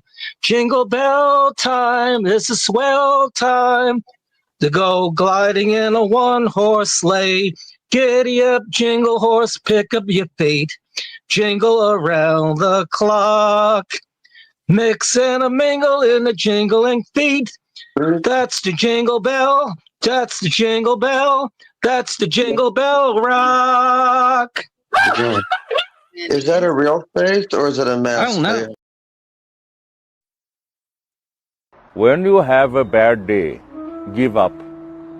Go home and sleep. Fuck it. Try again tomorrow. There's been a lot of you out there asking about who he be. Well, he's about to let you know. He's Charles. This rap is so hot, you'll play it on a loop. You'll never get the recipe for chicken noodle soup. Super a spider or even a bat. Got nothing on me or Bobby with his hat. Lady's gotta be a 10 if I'm gonna date her. Shout out to my homie, his name is Gator. I'm Charles. To all you other guys trying to rap on Jake's show, got nothing on this guy and his flow. He's Charles. These bars be so hot, I'll get invited on Fallon. You know who won't? That hater, Alan. My comic book and movie takes are so hot and wild. Since my last verse, Johnny had another child. My YouTube is blowing up and I'm becoming a star. Blew a load and Tommy's inside of his car. I'm Charles. Jets, Yankees, comics, hip-hop, nobody compares when it comes to him. He's Charles. I see everyone on Jake's show trying to prop bars. I'm the only one jumping over cars. Blows the culture show and he's always really loud. Shout out to Nick, you know he'd be proud. I don't like Zach or his family, they're Mormon. First name Charles, last name Gorman. I'm Charles, motherfucker. You just witnessed the debut of a proud New York Jet fan and a Jake Asman production. Brought to you by the man, the myth, the legend himself. I'm Charles.